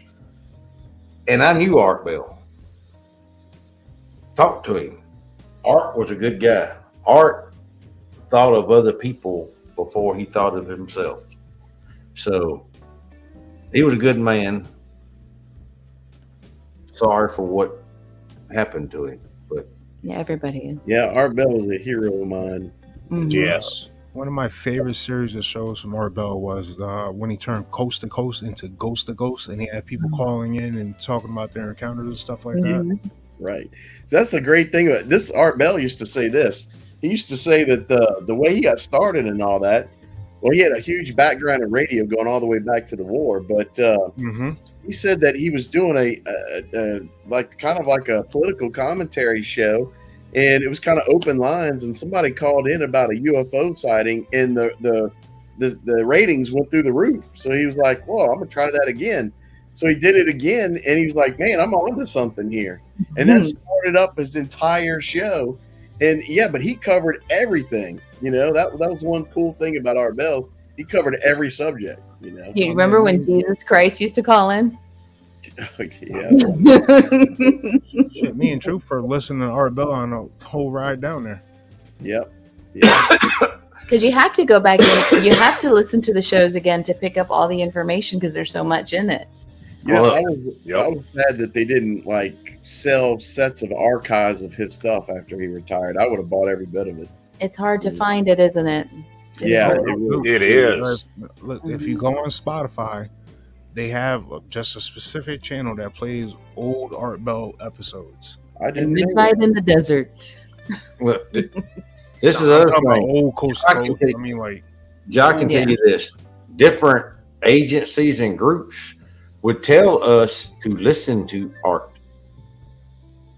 yeah, because he's Yep. putting out real information. Yeah, when I got into my military unit, I had a supervisor come up and say to me one day, he says, "Hey, you ever hear about that Art Bell show?" And I was like, yeah, I've heard about that. I've meant to listen to it, especially because he's got my name and all, but I never have. And he's like, "Well, you ought to start listening to that show, Bell." And I'm like, "Okay, yeah, cool." So I run into the supervisor again, about a month later, and he's like, "So, Bell, you start listening to Art Bell?" And I said, "No, I haven't." I said, I intend to, but I haven't done it." Boy, he reamed me out, and I've learned a valuable lesson that when they're making a suggestion, it is an order. So I started listening, but the first night I started listening to Art Bell, he Go said, Red. "Yep." The first night I started listening to Art Bell, he says, "I've been told that there are people in the federal government and military that are told under orders that they have to listen to my show." And I was like, Holy cow! I was giving orders to listen to it. But I can tell you this. I wouldn't have been told that unless there was something specific that they wanted me to know about. Yeah. Tony, thank you. Yeah. His content was factual, true content. I mean, yeah, he did have some silly stuff on there every now and then. Even he would point it out, but right. Really good. You gotta have fun too. You know? Yeah, and he would tell people to get to the point too if they were meandering around stuff like, come on, hurry up, let's go. He had something that I've never seen before in the sense that he had this classical voice, classical personality, and it just clicked. He just had something special. I tell you what, though, he looks like he's a twin brother of like uncles and my dad when he was younger. We've got to be related, not just the Bell name, but we share DNA for sure. That's pretty cool. He was like the Michael Jackson of the airways. Well, he was the unequivocal king of nighttime radio, where you had who was it just passed away, the king of daytime radio. I'm just drawing a blank all of a sudden. Help me out. Who's the king of daytime radio? He just passed away. Rush Limbaugh. Oh, Rush. Right. Yeah. Well, Rush Limbaugh was like the king of daytime radio, where Art Bell was the unequivocal king of nighttime radio. And when I worked as a trooper, and I had to work night, I always got excited about working nights. First of all, I hated days because Louisiana, you melt to death. So when I would take off my bulletproof vest, it would literally steam, and I'd have like hives, rashes all over. It was just disgusting. But at night, it was nice because it was cool, and it's usually kind of slower if it's not crazy stuff going on. And I always got excited in the early hours to listen to Art Bell, and made my shift go by so fast. But you'd get so much information. It was almost hard to do the research on it all because you had to write notes, and then you talk about something else the next night. And you're like, oh crap! Now I got more. It was just more and more information. But I really liked the intention one with the weather and how they turned that storm away from hitting the coast. Yeah, and all of his listeners. George Knapp did a fantastic job, especially with his stuff with bringing Bob Lazar to the table, and then George was it George Norrie? Yeah, he's done an outstanding job, but you can't beat Art Bell, No. But he's done a fantastic job, and he interviewed Deuce Bigelow of Bigelow Aerospace. Wasn't that George Knapp who did that? Yeah, it was George. No, well, the night I was listening, I'm sure Knapp's probably talked to him too, but the night I was listening to it was Neary, and he was asking him about UFOs and alien contact, and he used to own Skinwalker Ranch, which Vault's familiar with. So, when questioned about Skinwalker Ranch, and he said this, he says, there are intelligent entities out there and they interact with us. All right. And then when questioned about alien life, he always says this. He always says, why do people always talk about when will we have contact with alien life instead of people understanding maybe alien life's always been here with us? Did anyone listen to that actually? No. Yeah. That's a statement right there. That's a big statement right there. If you go back and look at the before we get very, very much further into this, I want to say something. Thank y'all for wishing me, hugging. I did something at that conference that I normally don't do. She can tell you. If Cobra was in here still, he'd tell you. I don't like people touching me. I let more people hug, touch, and shake my hand than I ever have in my freaking life, because I was so excited to see y'all. Red, hey, I've been meaning to call you in a little bit, and I'm sorry I haven't had a chance to. But like I said, thank y'all all for that. And like I said, I'd do it again. Like I said, I don't like to be touched. It's just my thing. And if I was able to, I'd take a hug from every one of y'all, just because, like I said, I feel the warmness, I feel the kindness from all y'all. Thank y'all. wish y'all could all give Lakea a hug right now. I said y'all ought to see her face when she seen that plaque from y'all. It was. Yeah, she really got happy with that. She smiled a lot. She cried because it was, yeah, that meant a lot. That meant a lot. So, Mhm. like I said, but yeah, Art was one of those. He's rare. That's why, I mean, John, for you, with your extensive background and your education and your knowledge, pick up where he left off. Give it a shot. I believe it can work. Yeah, if you need an intro, Truth will hook you up. I've been debating whether I should. The thing is, I'm torn on doing a show between. I want to do a show on biblical prophecy because that's where my heart is. But at the same time, I've already made a name for myself in the cryptid paranormal world too. So I didn't know if I should try to do one show that encompasses both, or if I should just do two separate shows. I think you Two should separate. one. I think you should do everything Yeah. because you're knowledgeable about a lot of stuff. That's like nobody until the conference knew that you were part of the FS groups and stuff, and the people that you hung around with. And I thought it was cool that you came out with that and stuff. Like I said, there's a lot of stuff I know about Bill that ain't my story to tell. There's a lot of stuff he knows about me. Like I said, What is you can't click on it back. No, I just want to be.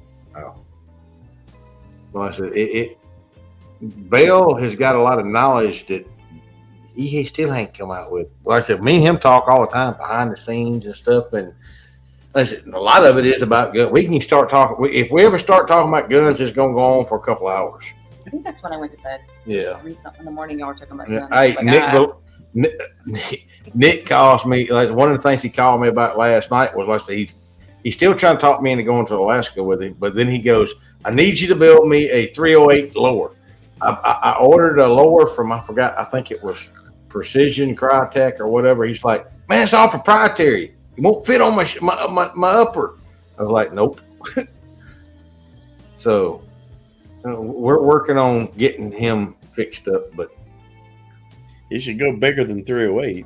well, Especially in Alaska. I tell you what, you want to know about what to carry in Alaska, talk to the Alaskan guides. The rifle I have is from Alaska, built by Alaskan guides. you got a freaking damn cannon, and like I said, I like it for something like that up there, 45-70. But you Exactly. went beyond that. Oh no! Listen to this. Tell them what you got. I've got a gun made by Wild West Guns, which are guides in Alaska, and they take a 45-70 and they supercharge it to be a 457 Magnum, Yeah, ready to take down the top African 5. You know, it's a cannon. And here's the thing: most of the guides in Alaska, they'll carry at least a 44 Magnum or bigger on their side, and then the guides will carry a 45-70, while the hunter carries his rifle for whatever. So if they get charged, the guide's using the 45-70 for. Wow. Charles, thank you. Wow.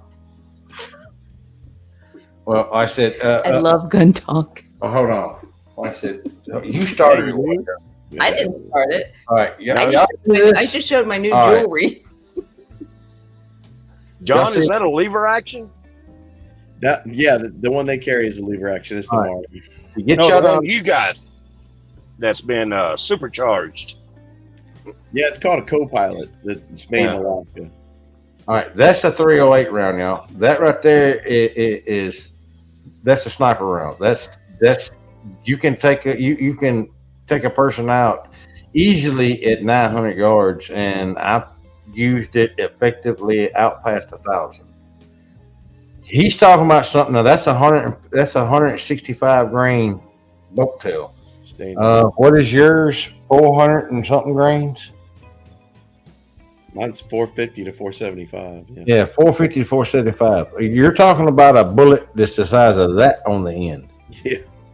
Yeah, it's designed to go whop. It's like getting hit with a sledgehammer.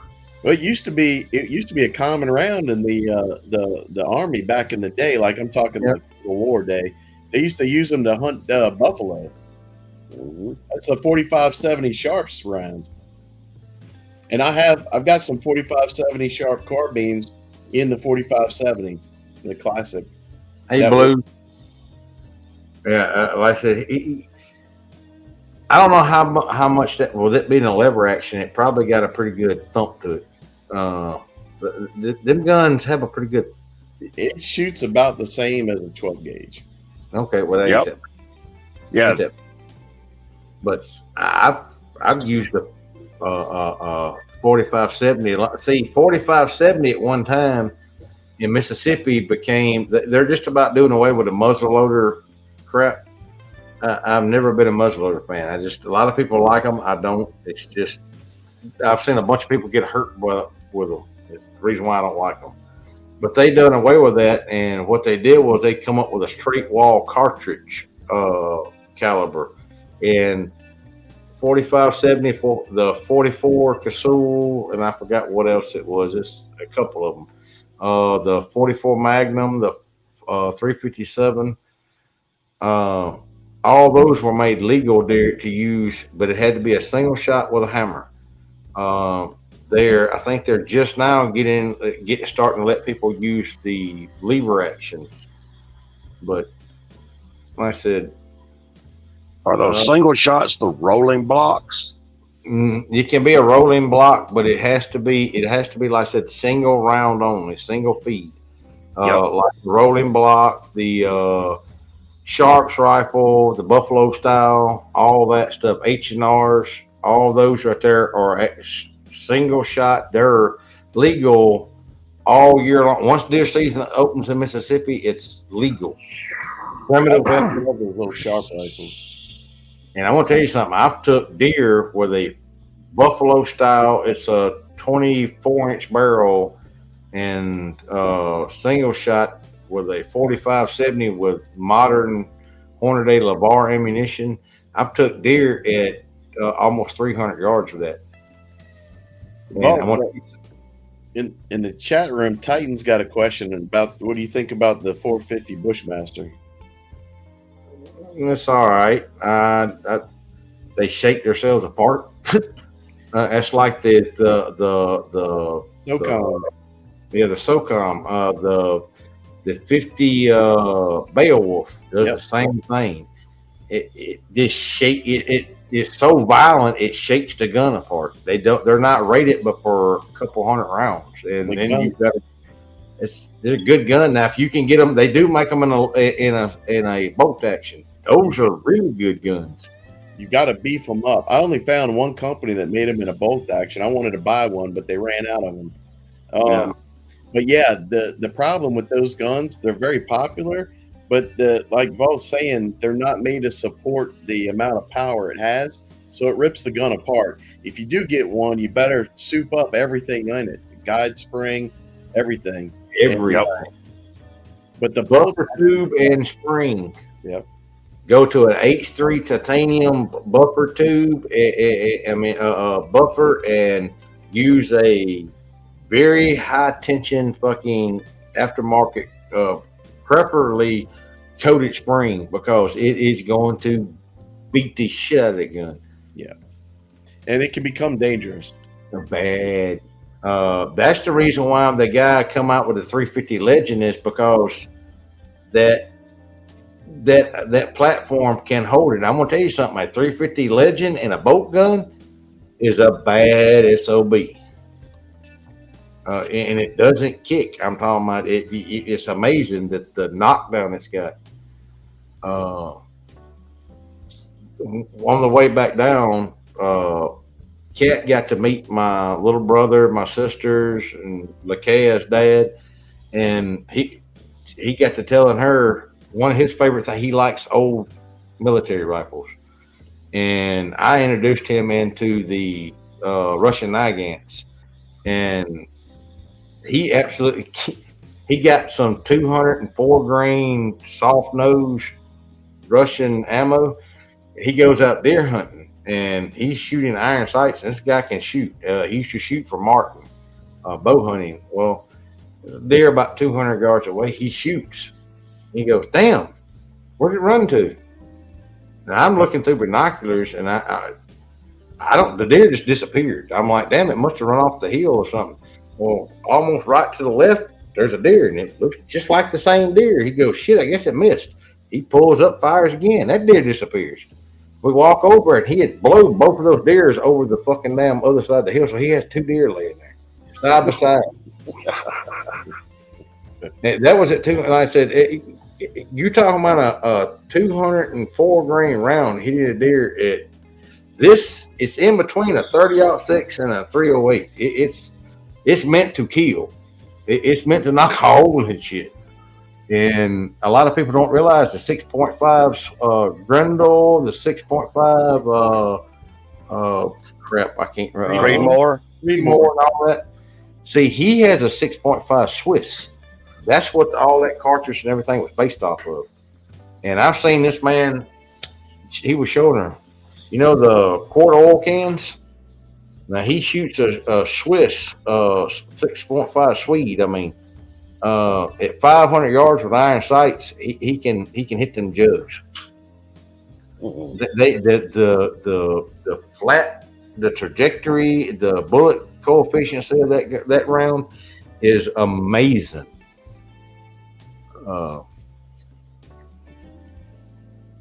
Y'all, I'm fixing to have to get off here because I've got to go to the bathroom and I've got to get something to eat. I just realized I ain't ate nothing.